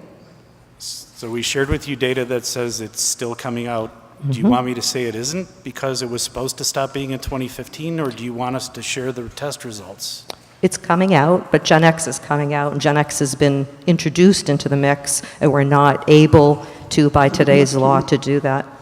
Lorene, I'm going to stop you for just a minute. Just stay there. But we're seeing people leaving, and I want to make sure that if there are people that need to talk to some of these entities, we get our people into those areas. So if somebody needs to talk to them personally, they can do that. So let's do that. Okay. You stay put, because you've got some more, I know. And that's fine, and we'll continue. Just let them get out and do that, and then we'll continue with general discussion.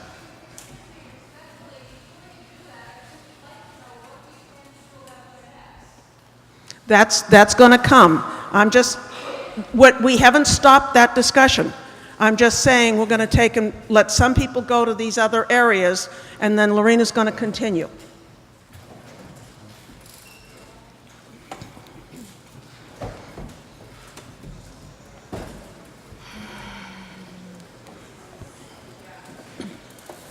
Do you want me to come down towards you? You come to me, okay. I hate conflict. I like peace. I'm thinking those people aren't here to ask me questions. Probably not. Jack? Nice shirt.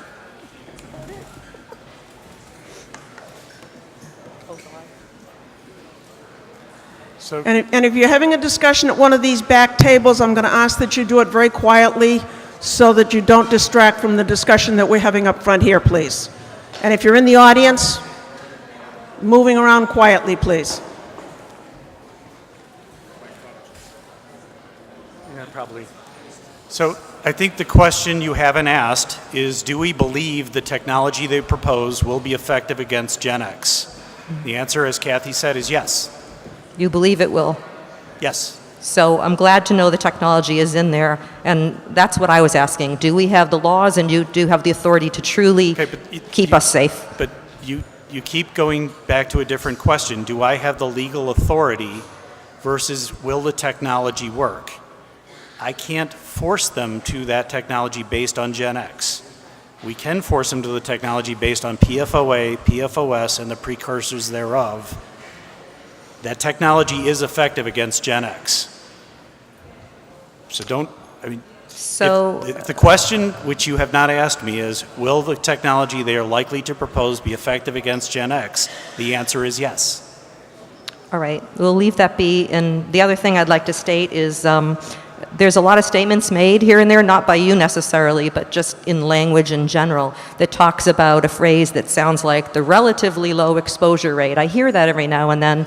The reason that bothers me is the C8 massive 70,000 study, their exposure rate was 50 parts per trillion in that and people seem to feel in town, some people feel that these other places have had, thousands of exposure and we're way lower. So I just want to remind you as you do your work that our pathways of exposure that are acknowledged by the top scientists in the nation are, it's cumulative, it's biocumulative in our bodies.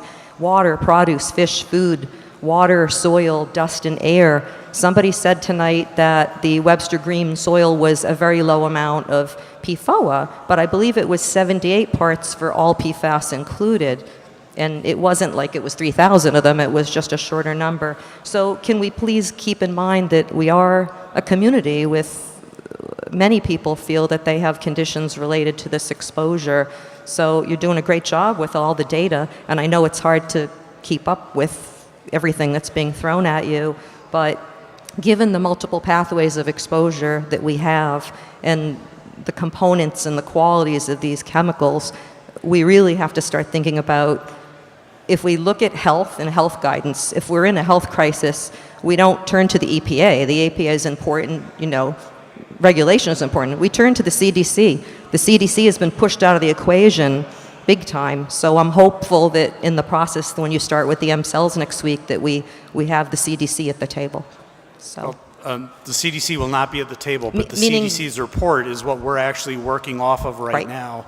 Right. One thing to be very clear, though, the CDC MRLs are not drinking water standards. They're not drinking water suggestions. They're Superfund screening levels. What we've asked the professor, Dr. Roberts, down at the University of Florida, is to take a look at the science behind those numbers and how would they translate into a drinking water standard. Because the two things are not the same thing. And so we are asking him specifically to look at that same science and see what it would lead to in a drinking water standard. And that's what we hope to be working from.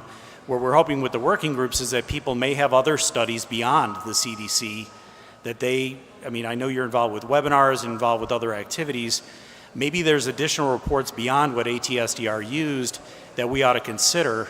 That's what we're asking for in these working sessions, is help us see if there's anything beyond those materials that we should use as we go forward. So historically in the nation, ATSDR reports do guide exposure. They do. That's what they do. So if we have a risk level at 11 parts for PFOA, that's a risk level.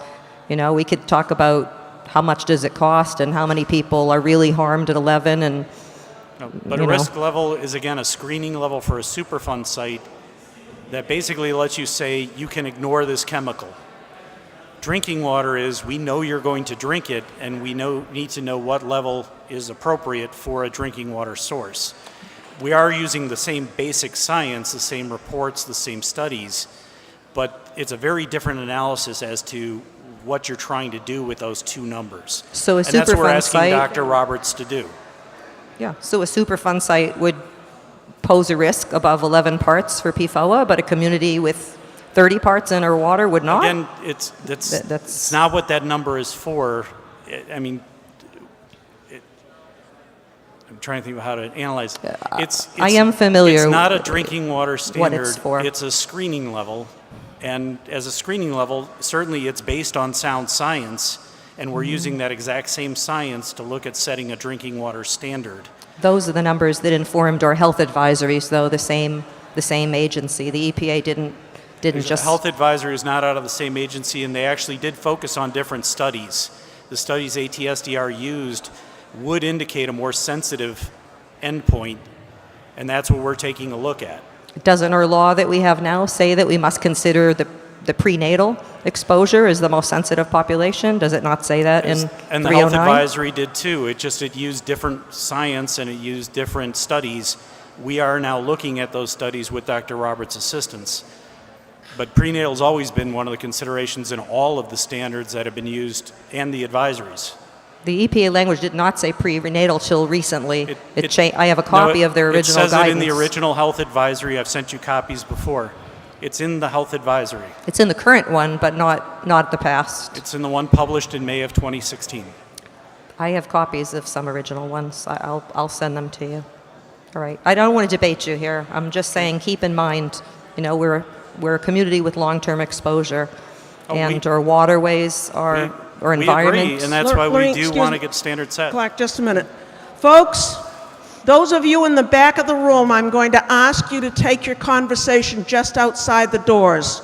It's impacting what we're able to hear here. So if you just step outside the door, you don't have to go far, but just outside the door so that we can hear this information that people up here are trying to present us with. Good evening, Clark. Thank you. My name is Lou Niles, and I represent Niles International Corporation. I live in Whitefield, New Hampshire. New Hampshire DES has some foreknowledge of the work that we're doing with regard to water filtration, specifically with respect to this particular issue. To date, we've had non-detect success at all levels below 300 parts per trillion. We've had close to non-detect success with readings as high as 1,600 parts per trillion. We're now conducting tests to optimize the patented material that I developed back in 2010 as a response to the Gulf spill. It is effectively the most effective, excuse me for reusing the word, but the most effective hydrocarbon encapsulator in the world that I know of. I do have a fully executed U.S. patent, and I may not be the world's leading expert on zeolite, but I consider myself to be among the top 10. We are working very diligently on two major pilot projects right now. We've already proved the efficacy of the material and what it's able to do. Now we're working on optimizing the material. What we're coming up with are readings that our material is up to 3,500 times more effective than activated carbon at removing these extraordinarily small molecules. I'm not sure that you're necessarily aware of that, but I had the opportunity to meet with His Excellency the Governor in his office the other day, and I handed off our most recent test results to him and committed that I would get the next set of results to him in about 2 weeks when we get our final results back on these two parallel pilots we're running. the next set of targets we're going after is going to be the C6 and the Gen X components. We expect to have as good of results with that as we've had with the standard 10, pick your flavor. So my question is, given what I've just stated and what I can prove to you in third-party nationally accredited documentation, this isn't guesswork, this is the real deal. Is New Hampshire DES willing to step up to the plate and support a developing technology as a potential solution to this situation? Because it seems to me the only media that's really been given any consideration at all is activated carbon. So my real question here is, if activated carbon is so great, Clark, why are we continuing to have these meetings? This is nonsense. Yes, we are aware, Jeff, as previously presented, again, sort of similar to what you just said, announcements of capability. We've asked for the data. I know the Cincinnati lab, I met with their head of testing and I talked to him about it. I brought it up that this was a New Hampshire product and it sounded promising, and he very much had the same comment. We've heard that, but we haven't seen any data. Yeah. Well, if you can give us the data, we'd be very glad to analyze it. As to going out and telling someone to use one technology versus another, no, we don't do that. We tell them that they have to clean the water to a standard. They propose how they'll do it. We look at the data to see if they've got data to back that up. And if they do, we support it. Certainly when I was in the EPA lab, I did push that I hope that they were testing this, because they do test technologies and they give relative ratings of technologies. Right. And they said that they're looking for the data same as we are. Okay. Well, that's great. I'm really encouraged to hear that, because what we're bringing to the game is a real solution. One of the greatest advantages of our material is it's all natural. It's not resin. It's not a biodegradable charcoal product that's a self-fulfilling prophecy in and of itself. Whatever that material is holding, it is going to release when it biologically or when it biodegrades. That's a given. And where does that then go? Right back into the aquifer. You moved the problem from point A to point B. It didn't solve anything. Our material works on two principles: size exclusion and ionic exchange. And what happens within that media is extraordinary. I developed a mathematical formula that enhances this natural volcanic mineral's ability to sort and sequester these types of molecules by over 100,000 times. We're literally 3,500 times more effective than activated carbon, simply because of the pore structure of the mineral. The material is hyperporous at the molecular level. Fantastic technology. It's shown a tremendous amount of promise in not only drinking water filtration, but also in wastewater discharge, removing everything from toxic heavy metals and radiation to the perfluoro compounds. So I'm really encouraged to hear that New Hampshire DES would be willing to support this technology. We'll make sure that you get the necessary documentation from the labs and so on. So we're here to work with you, not against you, and I appreciate your support. Thank you.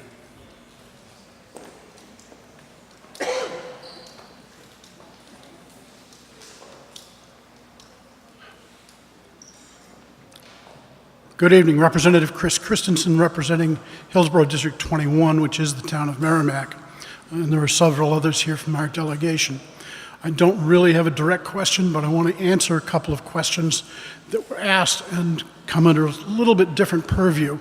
And that has to do with House Bill 1101, of which I was a co-sponsor along with other people from the Merrimack delegation. We did, in fact, have input from the Attorney General's office, and there are things that you can do that are practical, there are things you can do that are not practical. So I look back and say, oh, why didn't we just put a padlock on the door of St. Gobain? Well, they have lawyers too. And once we go into litigation, then anything that we're trying to negotiate with them goes out the window. We're going to wait. You know, when the court settlement comes, it'll come. But in the meantime, we're not doing anything. That would have really messed up a cooperative entity. As a comparison, in 2003, We sued oil distributors, gasoline distributors, over MTBE. We outlawed it in 2007. Some of the companies settled, and ExxonMobil did not settle. It took us 13 years to go through the Supreme Court and finally get a settlement. Going to court and asking the courts to make these decisions is a very, very slow process. You won't get clean water out of the courts, you get legal bills. In the meantime, I want to thank you all for coming. I know it's a late night, and I really appreciate your being here and spending all this time with us.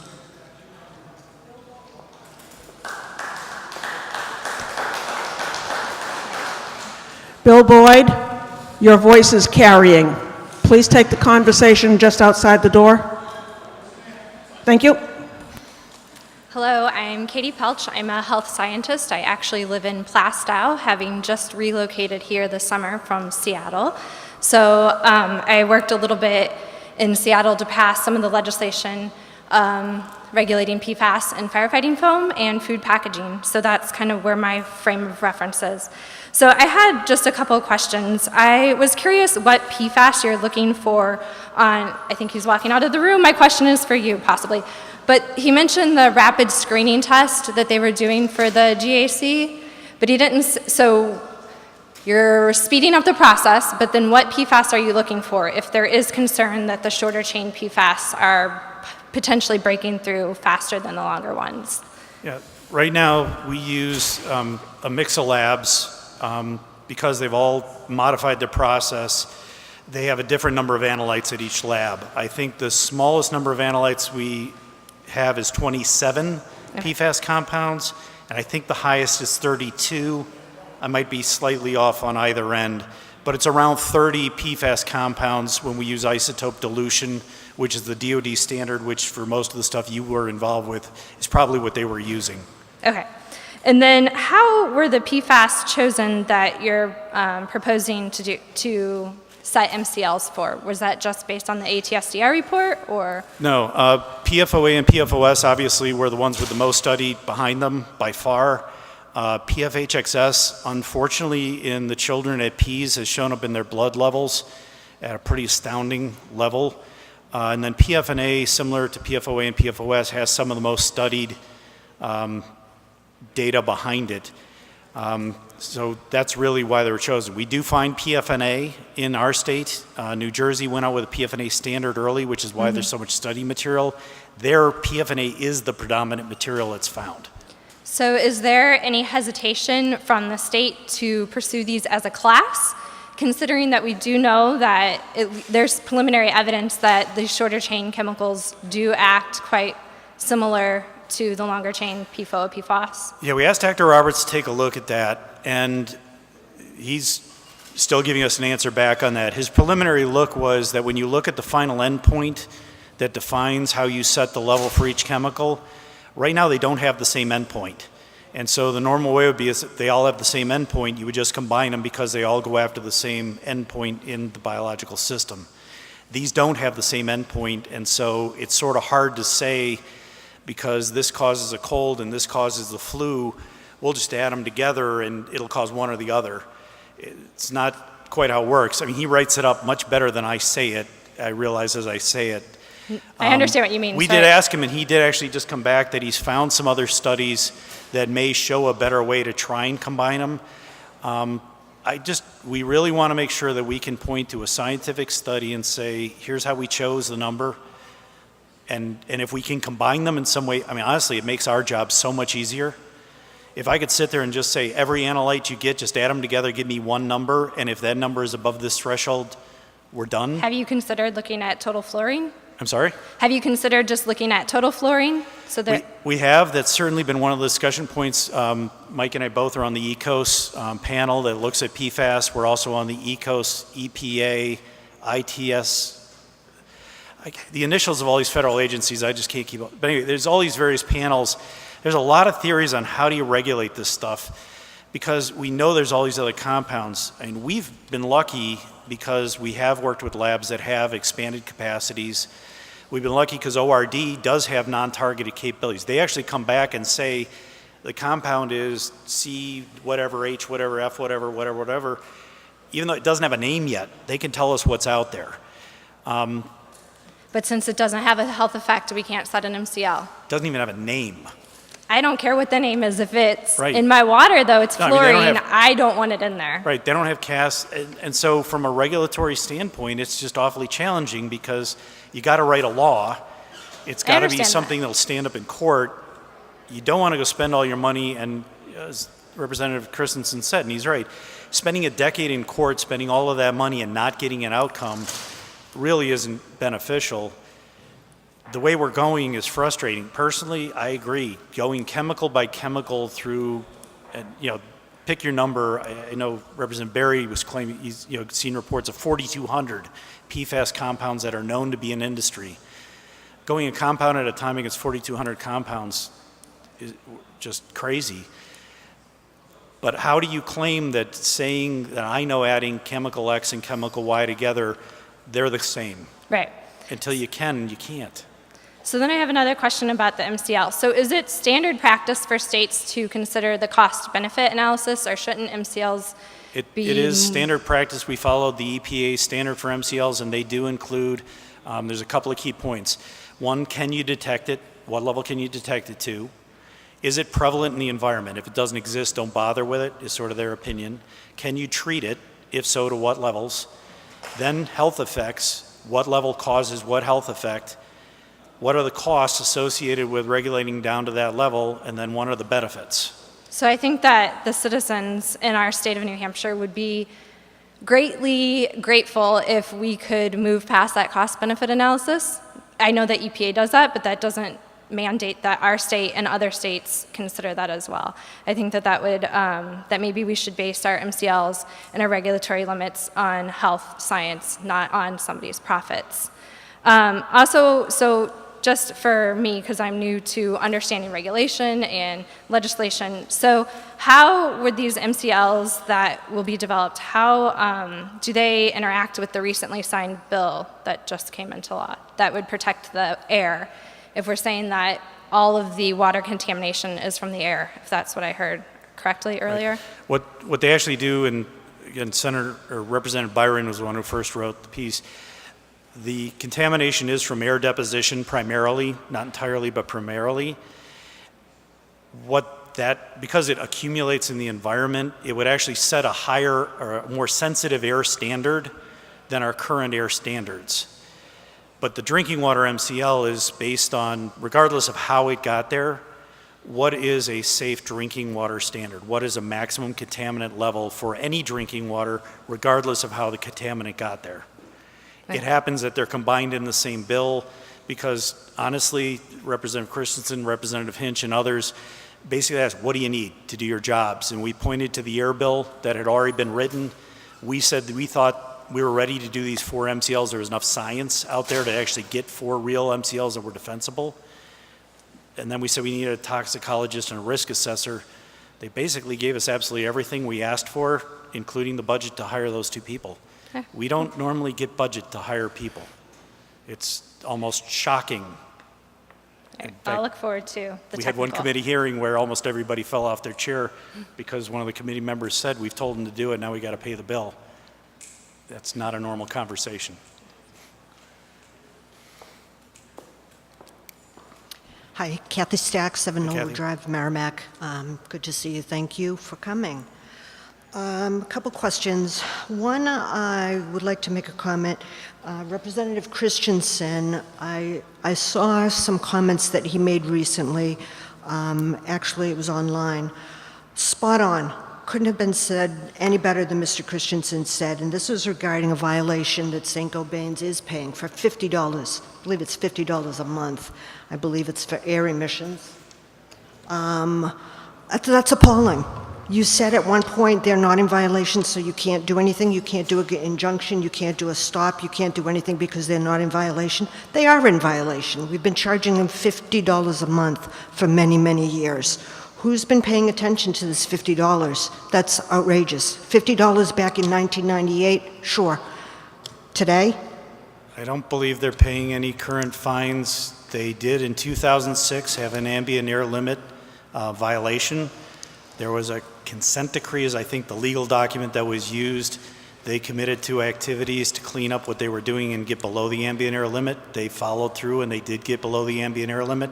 As we stated, ambient air limit is not a sufficient level to protect against groundwater contamination, but it was the only air limit we were allowed to enforce.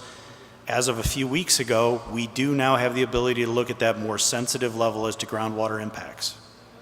Just seems to me if we were charging them more than the $50 a month violation, which I think is absurd, and I think Mr. Christensen rightfully had some concerns as well, if the violation charge were bigger and better and someone were paying attention, they could filter the whole town by now. But that's another day. Well, I would agree, and Representative Christensen, I did see the online comments. A number of our hammers, the amount we're allowed to charge for various violations, those were set 10, 20, 30 years ago, and the legislation has not allowed us to raise them. They are set in legislation, not by us. Don't you think that's a problem? Don't you see that as a problem? I think if someone's willing to give us stronger tools, we're willing to have stronger tools. Okay. I'd like to swing over to the blood testing. I know at one point in time when we met a few years ago, we were at the time given the okay to have blood testing done. That has not continued. I understand that there will no longer be blood testing done. How can we accurately test whether any remediation efforts are in fact working or not if we're not going to do blood testing? If we do a blood test and we see that it's high and then we put a remediation in, how do we know if it's working unless we blood test? And HHS is in the back, and you can certainly ask them for the blood testing part. From our standpoint, the way we tell if remediation is working is, do we see it go away in the air? Do we see it decrease in the soils? Do we see it decrease in the waters? We test air, soils, and waters. I don't test blood. I don't get personal health data. Wouldn't you think that you'd also want to see a decrease in the blood? Again, I won't speak for HHS. I certainly catch your logic, but okay. We test air, soil, and water. All right. You made a comment about how frustrated you are with the pace in which things are going, particularly on my street, as I am. In your neighborhood in particular, yes. I watch your house on the charts every time I look. Thank you. And I do appreciate all the work you're doing. I really do. It's very frustrating. And I will give you the personal apology. When we found out that this wasn't going to get completed this fall, I almost called you. And I understand. I'm appreciative for being provided water, as much as a pain in the neck it is. But I do appreciate your stating that you are frustrated. Just a quick comment on that. Perhaps we should consult with the people that are constructing the Flatley development now, because they seem to be moving very quickly. Yes, they do. One more thing. You mentioned several times that the consultants that have been hired by St. Gobain's are overseeing a variety of these tests and monitors and things like that.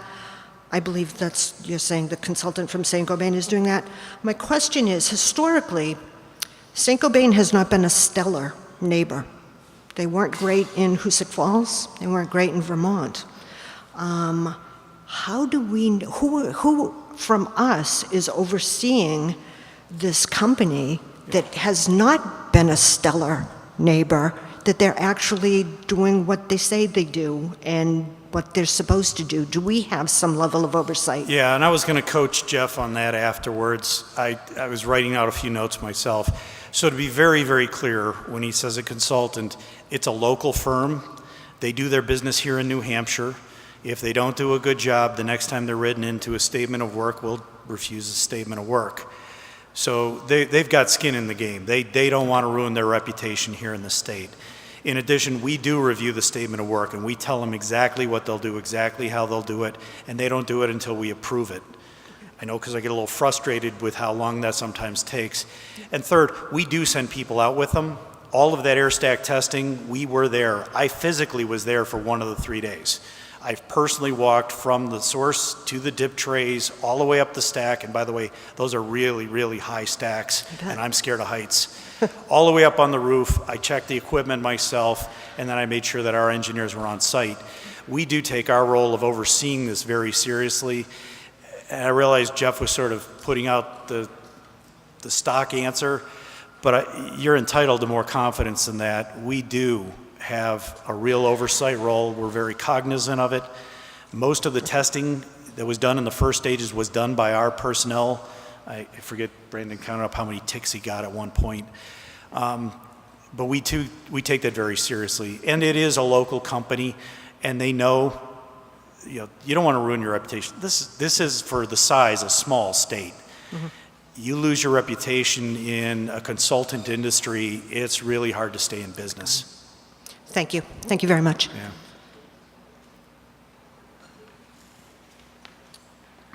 Good evening, Bill Boyd, 139 Joppa Road.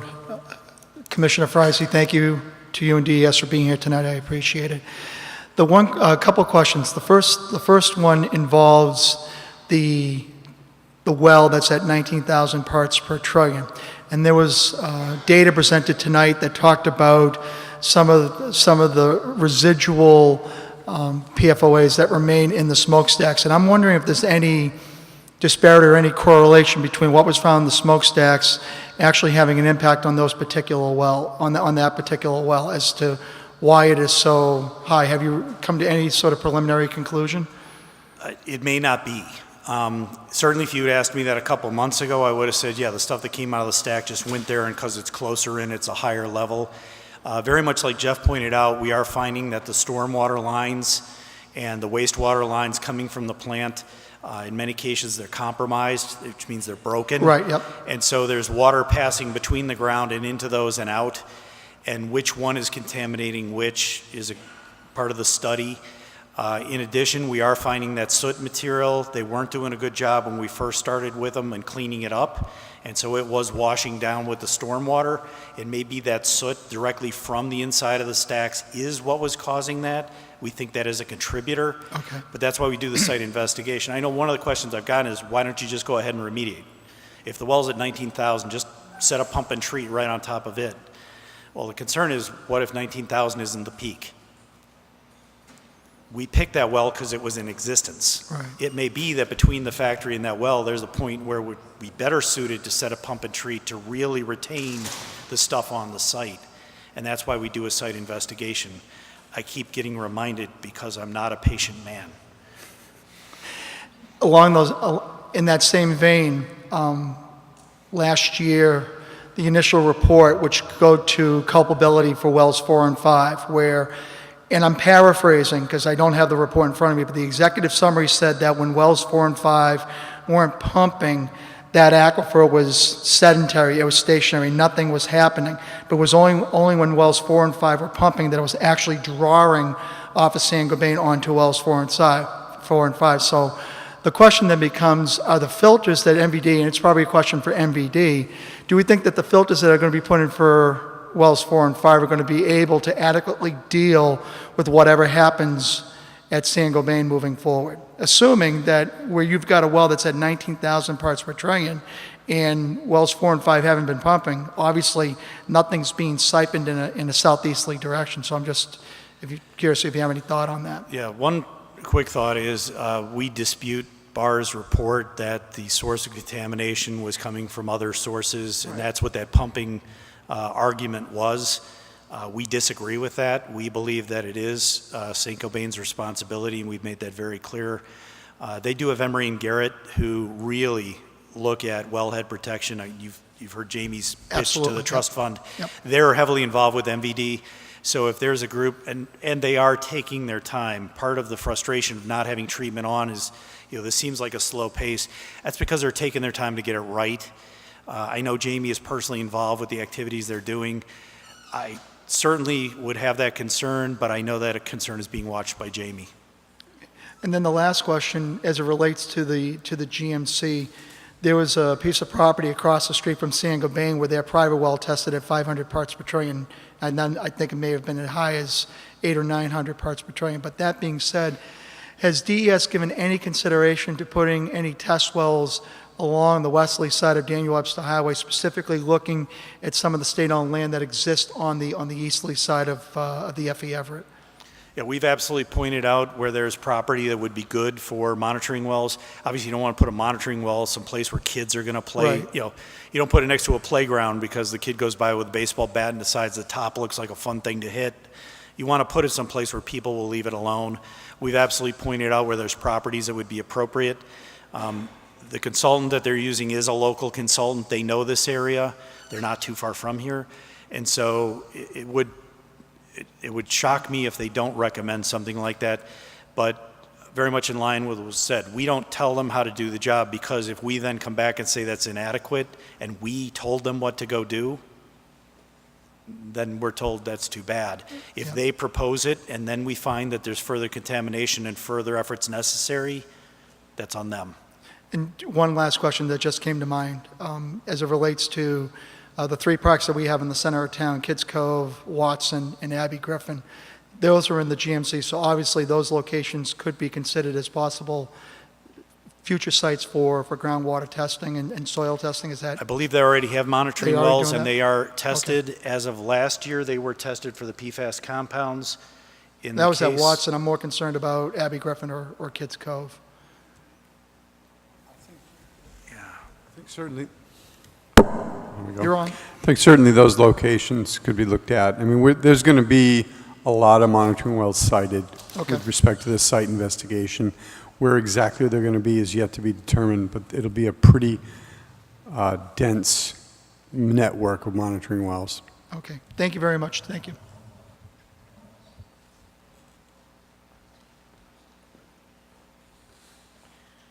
Wolfram von Schön, 4 Conservation Drive, Merrimack, one of the MVD commissioners. I'm asking actually as a neighbor, not as a commissioner, the blood testing that's churning people at night quite a bit in the beds. My understanding is, again, if I wave with a big bundle of dollars, I cannot get it because it's limited to agency assigned candidates to be tested. And I would like to understand who determines that limitation. Where is that coming from? Is it the test, the labs, the providers of that test? Is it the agency? Is it the law? Yeah. I don't think that's accurate anymore. I know when this first got started, there were very, very few labs that did testing for these compounds at all. I've seen various posts on various websites of, here's the lab report to request, and here's the lab that'll do it. And I know there was information sent from Dr. Chan, who unfortunately is outside, to the health community as to how they could order these tests. Yeah. Yeah. Okay, so we need to confer with HHS. We'll go get them. Because the last I had heard in talking to HHS was if your doctor was comfortable and knew how to order it, they could do it, and they were getting the information on how to order it. My family tried it too. My family tried it too, and there was no access to it. And I do question a little bit, how legal is that to be denied testing if you waive with your own money? I think where's the it's a equality? lab test. How illegal can it be to get a lab test? As to whether it can be ordered, I do know, and Wolfram, Ben's let's coming wait in. just a minute. Let's get Dr. Chan in here. I do know the drawing of the blood. You can't just go to any place. It has to be drawn a certain way, handled a certain way. Yeah. Because otherwise you cross-contaminate. We'll drive to the lab. That's not a problem. We'll fly there. But they're being told. Thank you. I'll ask the question again. A blood test if they're paying for it. Yeah. So sorry I left. I was a little confused as to whether I should stay up here or go to the tables back there. Thanks for staying though. Well, that's loud. So let me collect my thoughts here for a second. We were doing, the Department of Health was conducting blood testing for a number of years actually, between April of 2015 until April of 2015 through June of 2018. The question they're saying is their doctor tells them they can't order a test if they're willing to pay for it. Oh, okay. Maybe let me restate the question. Again, it has been said before and tried before that individuals show up at the doctor's office or even contact some of these labs with dollars in their hand and asking for blood testing and they're being denied. Yeah. With basically the reference to the agencies that are assigning candidates for this blood testing. And I would like to understand, where's the limitation coming from? Is it the service provider? Is it a contract between providers and the agencies, or where's this limitation coming from, or is it no longer existent? And if so, can you help us get access to it? Yeah, so blood testing is available for individuals through their healthcare providers. There's only 2 labs that do the testing that we've been able to identify. That's NMS Labs and Vista Analytical in California. I'm not entirely clear on why people are being told the providers can't order it. These are not common medical tests, and so a provider can't just go into the system and type in, PFAS blood testing and have it come up. It's something that is a send-out, meaning the provider would need to contact the laboratory to figure out how it should be packaged and sent. So there's a little bit of work potentially on a provider's end for figuring out how to order it. But we have put updated information on our website, I think back in June over the summer, about the specific test that should be ordered. I think partly there's been some confusion because one of these labs, NMS Labs, has a variety of different tests that they do for PFAS, and some of them, the detection limit is not that low. And you heard about that tonight. They do a test if the provider orders the specific test number, that NMS Labs will test down to the same level, if not lower, than what we were able to test for. But it takes a provider ordering that specific test number and having the blood sent to NMS Labs. Now, the pathway for how that's done, we've posted information on our website. There's contact information for the laboratory. There's information about what test number to order. But it's not a routine test a provider is just going to be able to look up. There's going to have to be some work done in terms of figuring out how that blood sample gets to the laboratory. So it can be done, but I suspect that what people are encountering is providers not knowing how to go about doing that. But we have the contact information.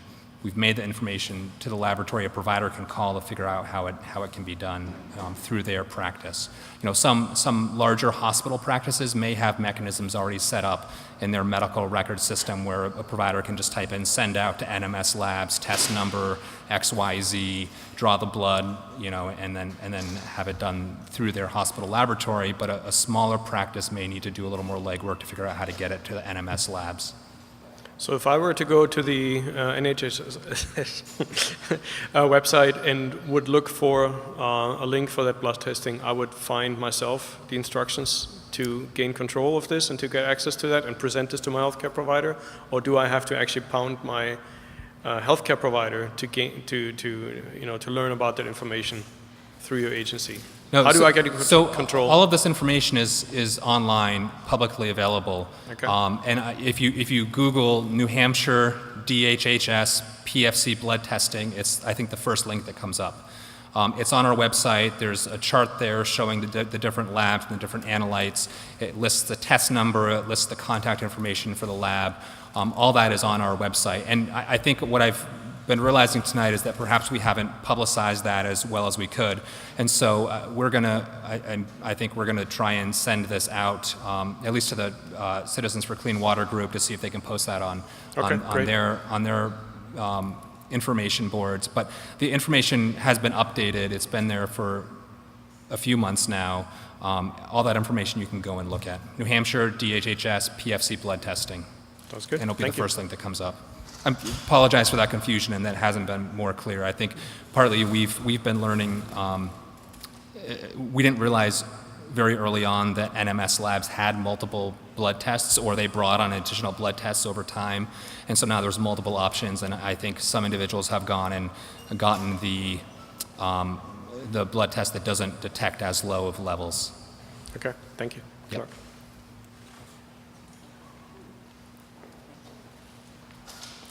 Sorry if that was a really convoluted answer. Hi, Nancy Murphy, 20 Brenda Lane. First, I want to thank you for being here and putting together a comprehensive presentation about a contamination problem that we've been dealing with, I believe, since February 29th of 2016. I think the comments that people made indicate that clearly we need some more protective and enforceable regulations. I'm really hoping that the ATSDR report is looked at closely. I know I heard you on TV, Clark, on Sunday morning, and I was confused a little bit, and I think you sort of explained it tonight about there are different ways of looking at the science, and I was sort of confused by that. I think you've sort of spoken to that. But tonight we've heard a lot of comments from people about accountability and St. Gobain, and I think it's very hard for us to hear from DES in general that that St. Gobain has been so compliant and they're doing this and that. We're here because St. Gobain has polluted our water and our air and our soil. So they should be accountable. They should be jumping at the chance to do the right thing. And we know in Hoosick Falls they've not done that. They've not done that in Bennington, Vermont, and they've not done that in Merrimack. So it's very almost insulting to hear they're good. They've done what we've asked them. They're in compliance. I know there have been DES recommendations about soil removal over at Flatley. We hear, that soil's supposed to stay there. We know that has not been the case. That recommendations are made, but it seems like the frustration comes from recommendations versus enforceable regulations. And I think that's what we're all wanting.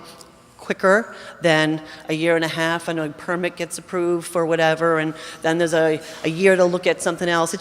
It's been 2 years. One of the things I wanted to announce tonight was just in terms of accountability. A lot of people spoke about that and asking for accountability. And I mean, I know you guys, you're not attorneys, but we have an opportunity for Merrimack residents that unfortunately we didn't get to make earlier on because this was not a question, it was a statement, so I followed the rules, and I actually wish I hadn't. But on this Friday evening, for all Merrimack residents, and I hope anybody here spreads the word, there will be a movie shown at the Merrimack High School for free at 7 p.m.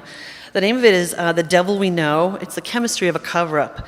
It's a Sundance film winner, and it is about a small town in West Virginia whose drinking water was knowingly contaminated by DuPont, by PFOA, the same contaminant we have here.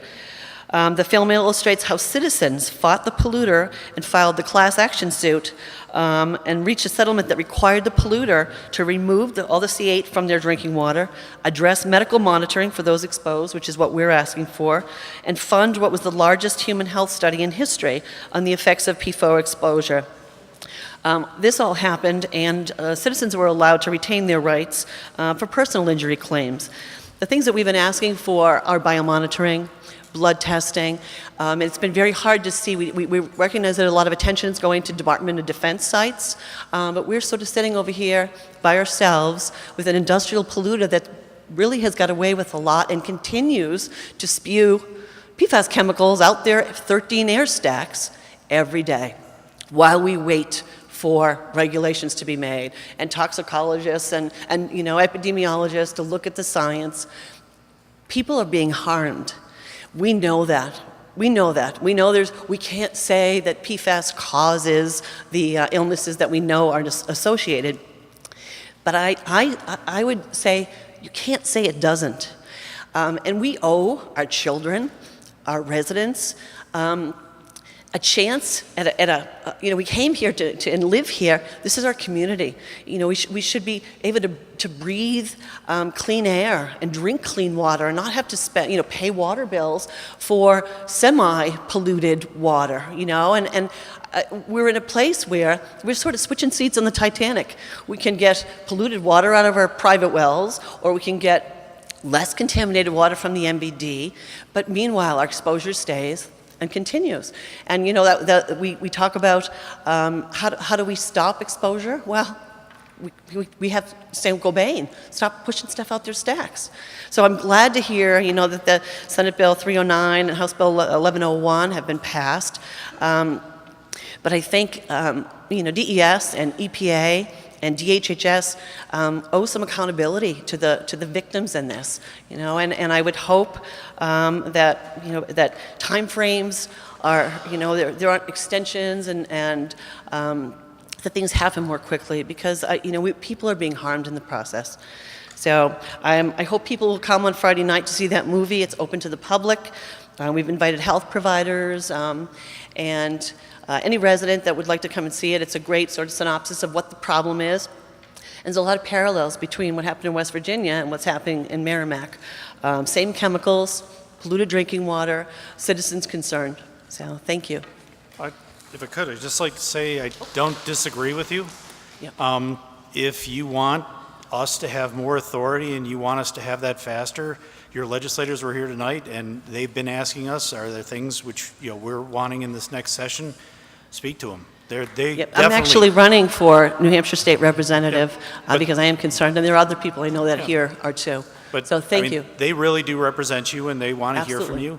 And similar to what you said, you are not precluded. We were very, very careful in all the negotiations that the state did that if you want to do a class action lawsuit or if you want the town to go after their damages, or you want MVD to go after their damages, we've been very careful. Nothing we have done has in any way limited that. And so similar to the towns in West Virginia who did go do that, we've made sure we have not done anything to limit your ability.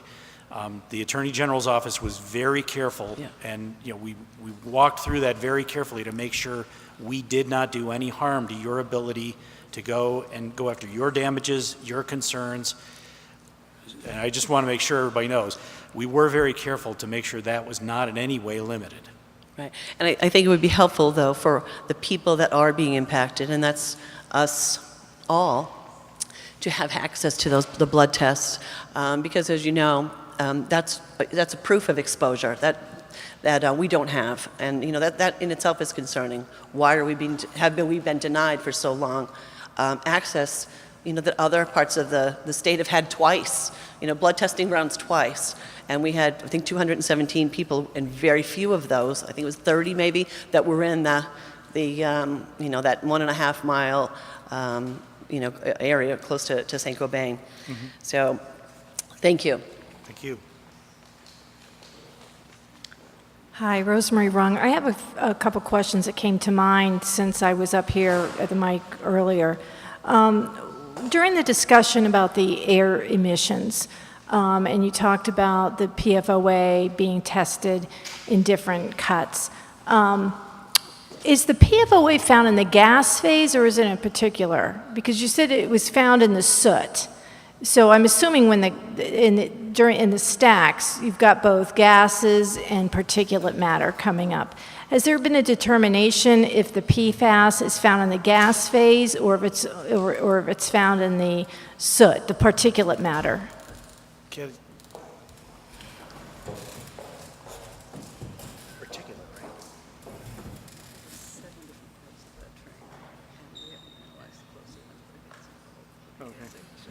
So they're still going through the full analysis of the train. The belief is both. It's both, because does the DES have regulation on particular matter? Because it seems that, I know when Mrs. Del Groco was up and she expressed concern that I think we all do about the time frame of getting the air treatment equipment The nice thing is, approved. for the regulations, we were careful to just say air emissions. We did not limit it to gaseous phase or particulate phase. Anything that comes out as an air emission, if we can put the hook into it that it is either causing or adding to an exceedance, then we can regulate.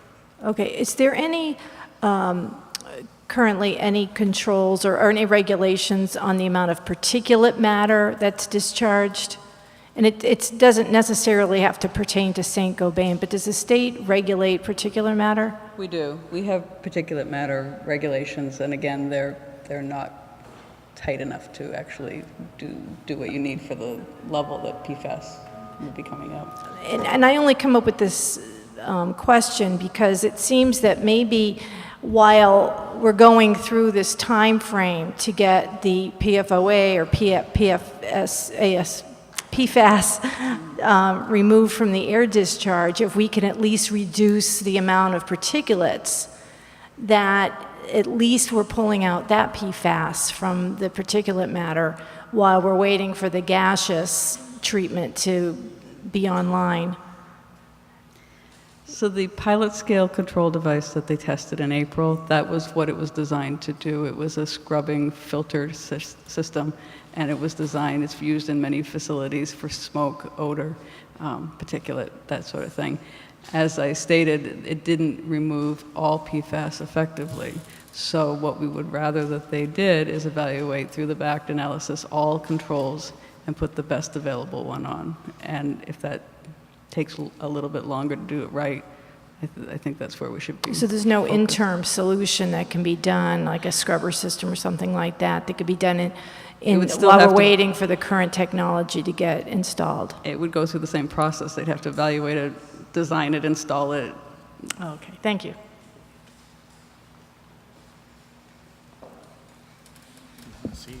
Carol DePiro, 10 Cambridge Drive. I do have two hopefully quick questions. One is for those of us who did go ahead with home filtration, what do we do with the carbon filters we're taking out? How do we not recontaminate the environment? Take them to a landfill. Modern landfills, the ones that are still taking materials, are both capped and have a bottom to them, so the water is protected away from them. They actually have systems to take the water that's seeping towards the edges, pull it out as leachate, and either treat that in a water treatment plant or take it somewhere else. I don't know if you know, Merrimack does not have a landfill anymore. We just have a transfer station. Right, but your garbage that leaves the transfer station goes to a landfill. Okay, so we take it to the transfer station and we're guaranteed it's not going to recontaminate somewhere else? I'm a scientist. The word guarantee Yeah. is a challenging word because that's a 100.0%. Very little in the world is 100.0%. But yeah, I mean, the nice part about carbon is it adsorbs, it locks the material in, so long as the carbon is left in its state, it does well. Somebody with a commercial product that varies is going to come up and say differently, but the data we've got from EPA and from our own experiments, it is an effective way to handle it. Well, I've heard it may not be for all compounds. Certainly, as we look at the shorter chain, we are equally concerned. Right now, like I said, I was very lucky. EPA, because of the work we've been doing with them, took me out to their lab and showed me what they're doing. It appears that it's more effective against shorter chain than we all thought, but it's not 100% accurate, especially as you get to the shorter chain. Right now, the belief is that if you put it into a properly capped and lined landfill, that is proper storage, and that is a good long-term storage. Okay.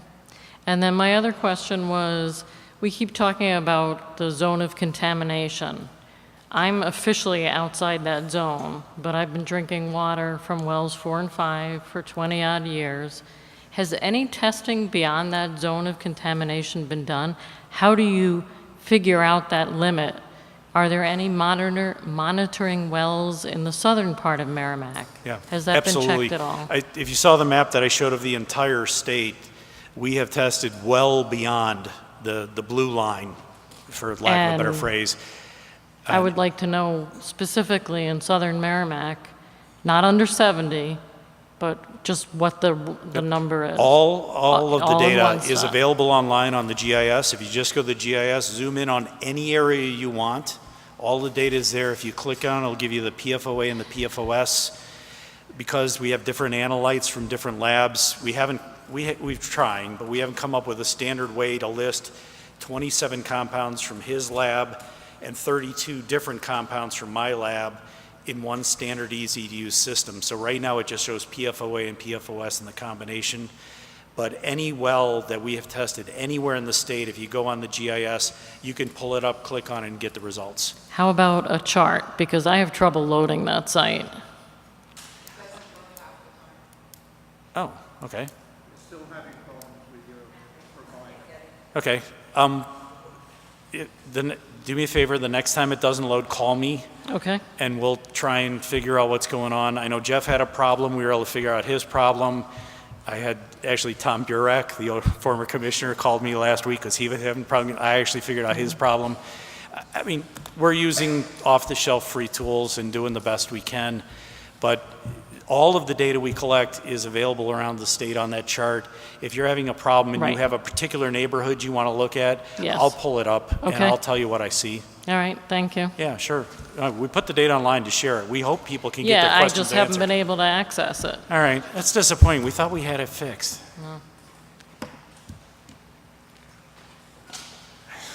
Hello, Kristen Ayers, 19 Jakes Lane. So a little bit ago, Dr. Chan, you weren't up here yet, you were out in the back, but a question was asked how the 4 compounds were determined, and Clark, your response was through the PFHXS was included in the 4 compounds that we will now be regulating come January through blood testing from children at PEAS, correct? That was one of the parts I went in choosing it, plus there's enough scientific data to actually do something So with my it. question is, if you used blood testing to determine what 4 compounds to include for the PFAS, why are we denied blood testing? If that is one of the reasons you included that, then why are we not blood testing? So I'm not sure how those compounds were chosen. I wasn't aware that they were chosen based on the blood testing results. I mean, I can say that these PFOA, PFOS, PFNA, and PFHXS are some of the more commonly found PFC or PFAS compounds that have been detected in the home environment and also detected, we're talking nationally also in people's blood, so the CDC conducts national biomonitoring. I think that just points to the fact that these are some of the more commonly used PFAS compounds. They're also, I think, longer chains and have longer half-lives, and perhaps, and then some of the more there's been I get more why study you and included evidence it. around that. My concern is that we again are denied access to blood testing. That's my concern. Is if that's what you're using as a tool, as a valuable tool, it sounds like, then why are you not? It's including one that. of many. As I said when we talked about MCLs, one of the big things is prevalence. Is it in your environment?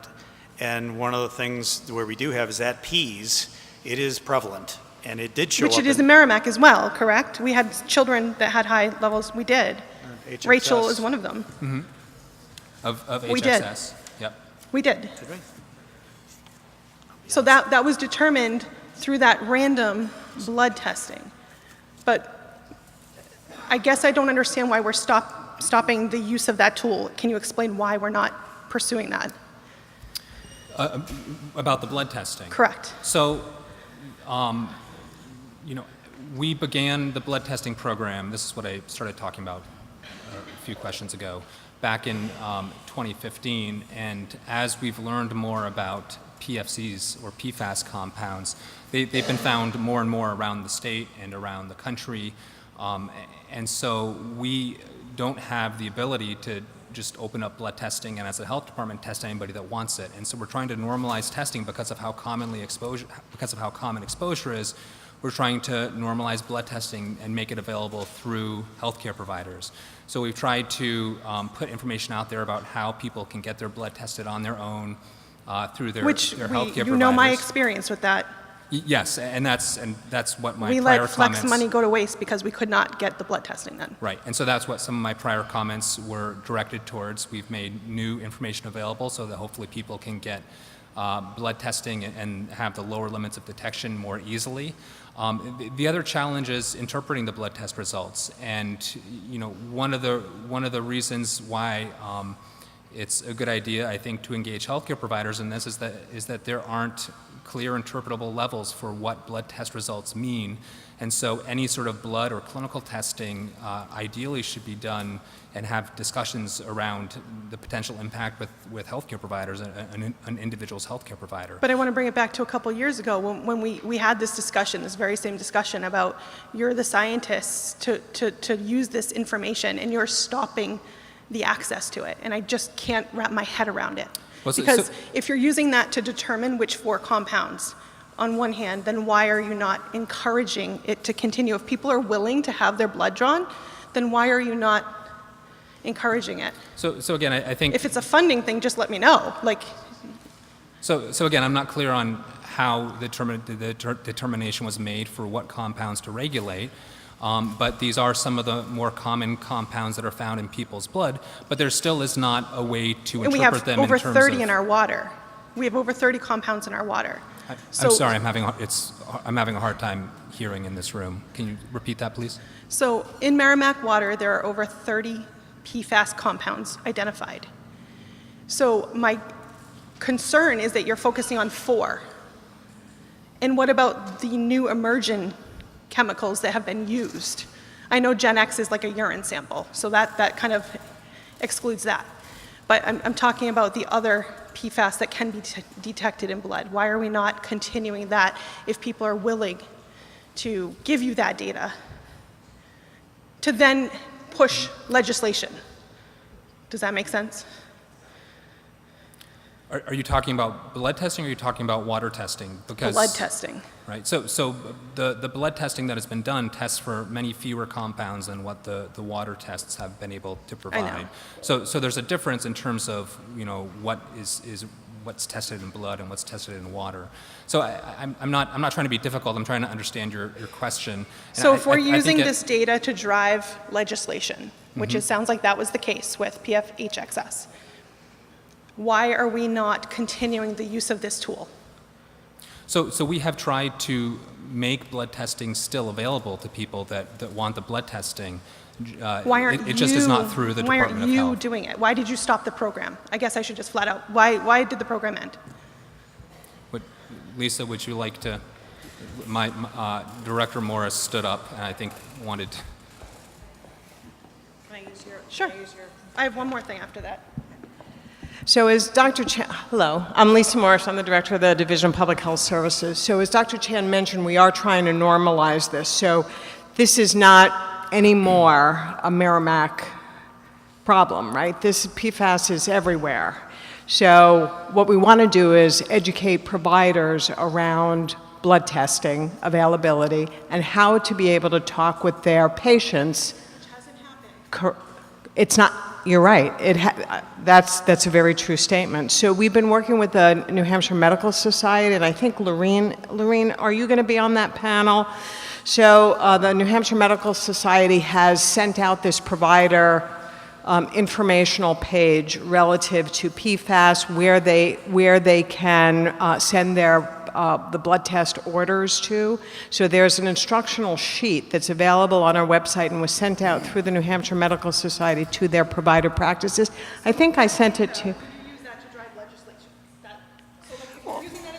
And so I want to be careful. No, that data is between, because we want to, this particular issue around blood testing is about the medical monitoring that people have been telling us that they want. So we're trying to work with the physicians, with the practices. We're stopping the blood testing for the we need to push this out into the community and for our capacity. We can't do both because we don't have capacity.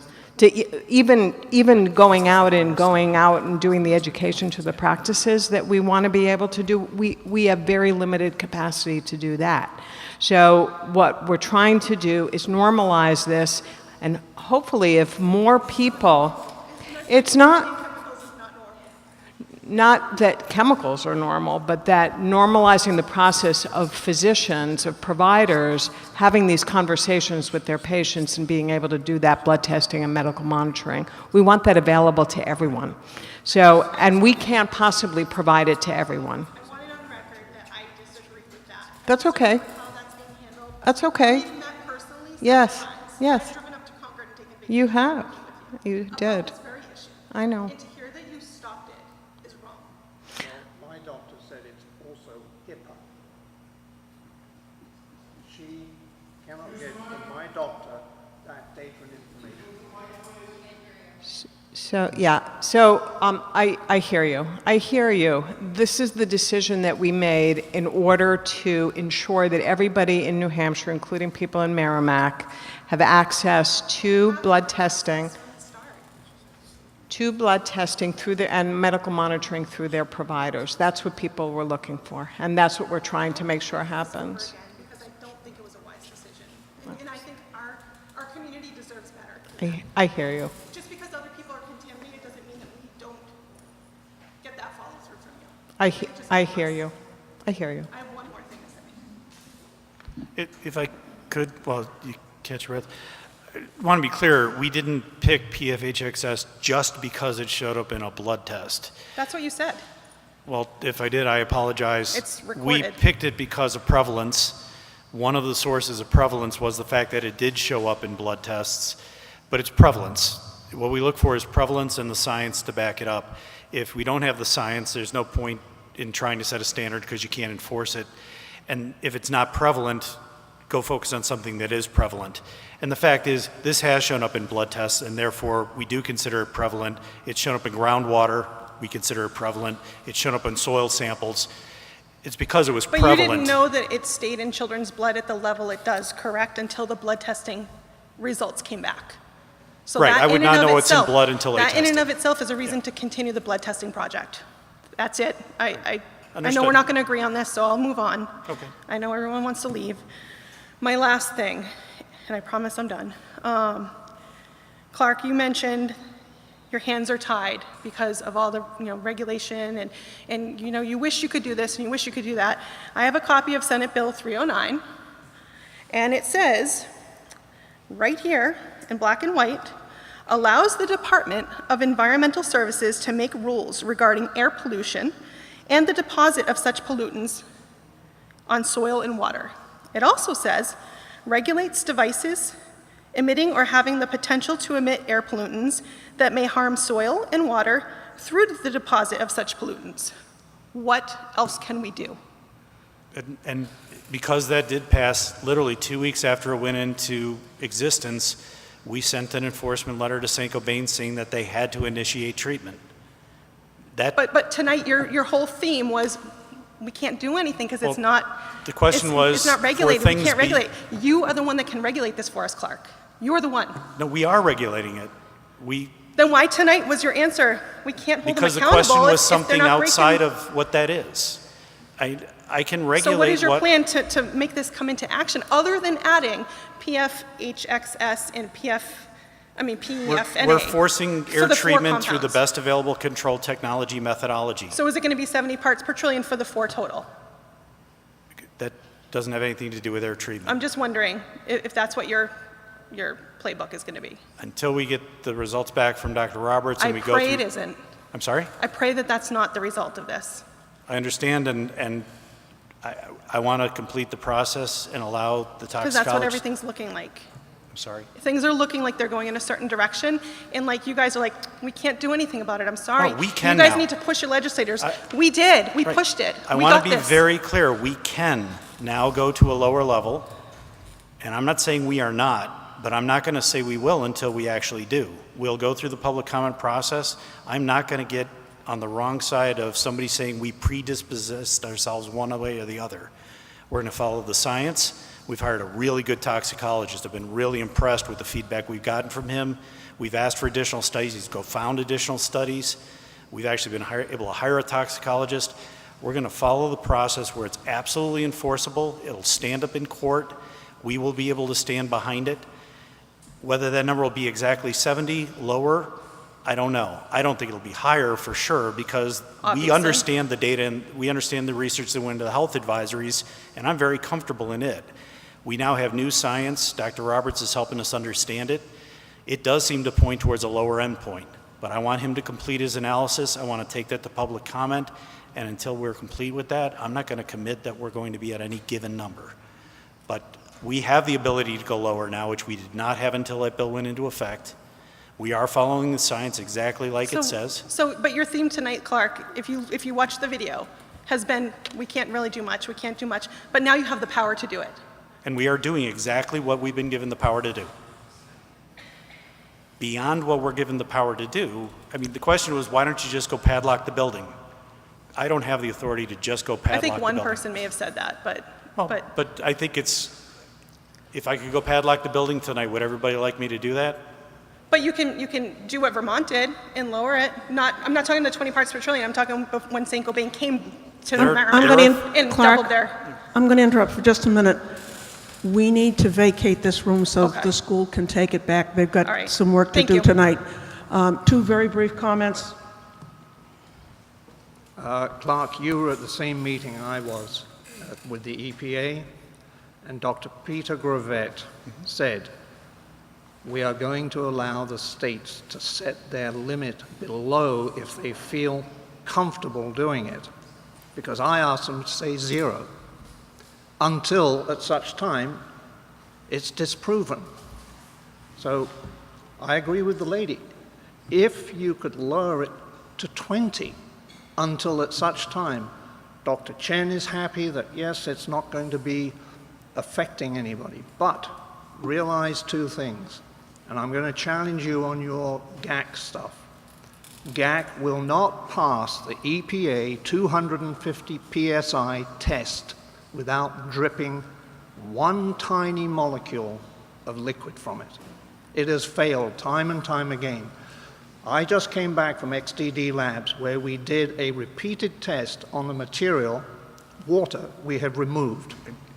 I realize you have a competing commercial product. No, and your boss Clark, has already been up and spoken of This it. was confirmed by your own people in Cincinnati. I don't have any people in Cincinnati, as you know. I'll send you the names of the people I spoke with. Okay. But the other thing... Jeff, if you have data to back up your product, No, it's nothing to do with my now product. we've been talking Nothing to to do. You said GAC works. It doesn't. GAC is a biodegradable material. It will not. Its average pore size is a minimum 1,000 If I could, Jeff, angstroms. did you test buildings at Pease?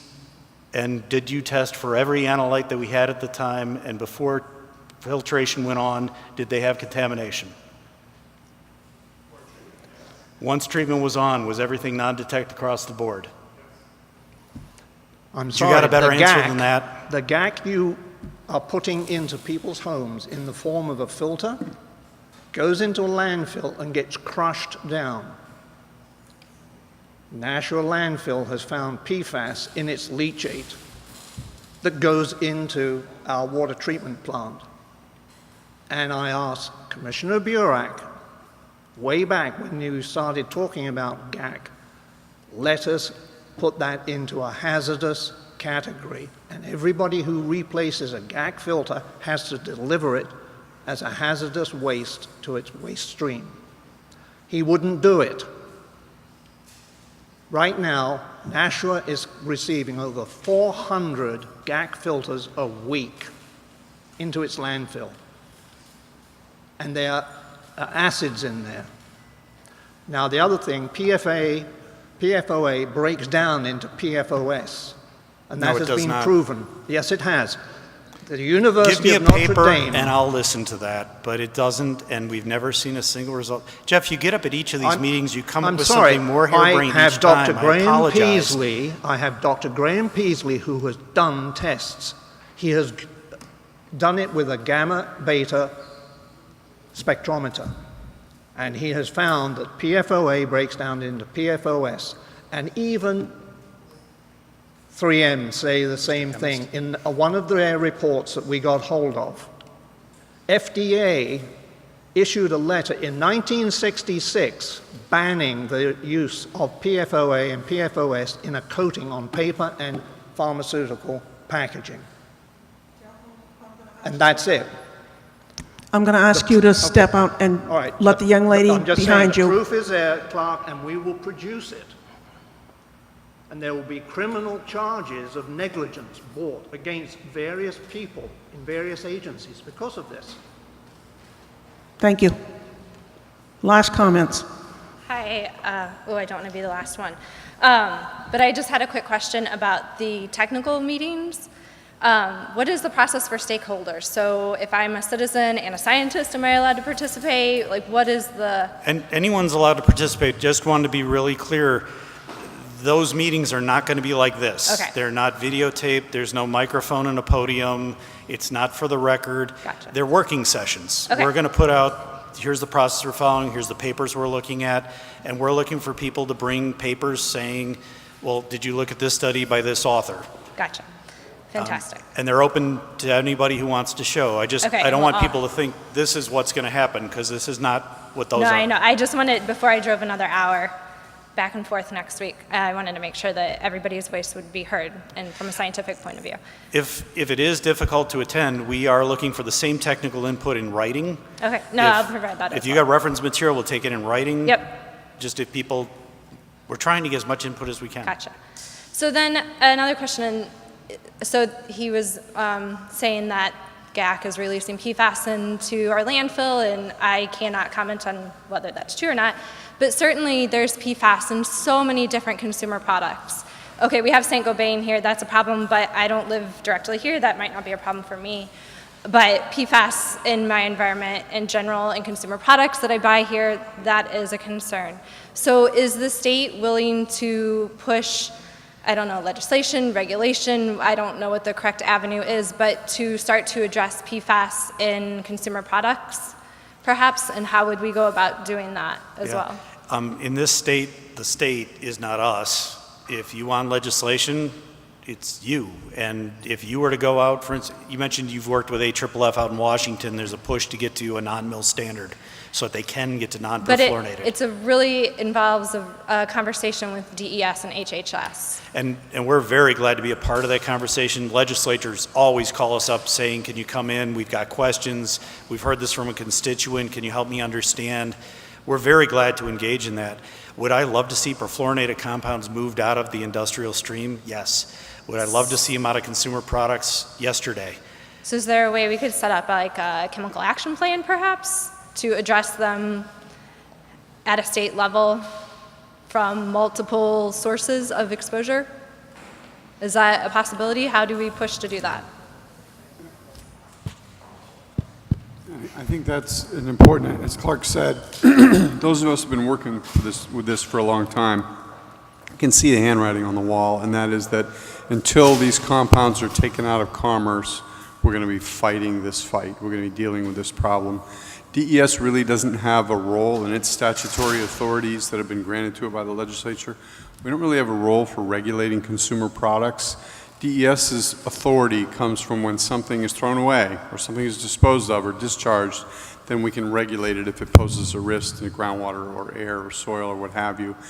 Having said that, those of us who are working on this problem, and there are dozens of people across DES's programs that are working on it, again, we all see that getting these compounds out of commerce is really the only way to solve the problem at the source. I think you'd see certainly programs within DES that would see that connected with their mission, and we'd be interested in being part of the discussion. But I don't think we could be a leader in it because we simply don't have those authorities or that mandate from the legislature. So, but you do have a mandate in terms of AFFF being released into the environment, because at that point it's waste, right? Sure, So we're dealing with AFFF at a number of sites in the state where it's created problems with soil and groundwater, and we'd certainly be interested in any discussion about moving to an alternate product that wouldn't pose that risk. Absolutely. Okay, thanks. All right, thank you very much, folks. The school's got to take this back. We've pushed our luck way beyond what we had, so thank you all for coming. Good information. Thank you guys for showing up. Thank you, Lynn.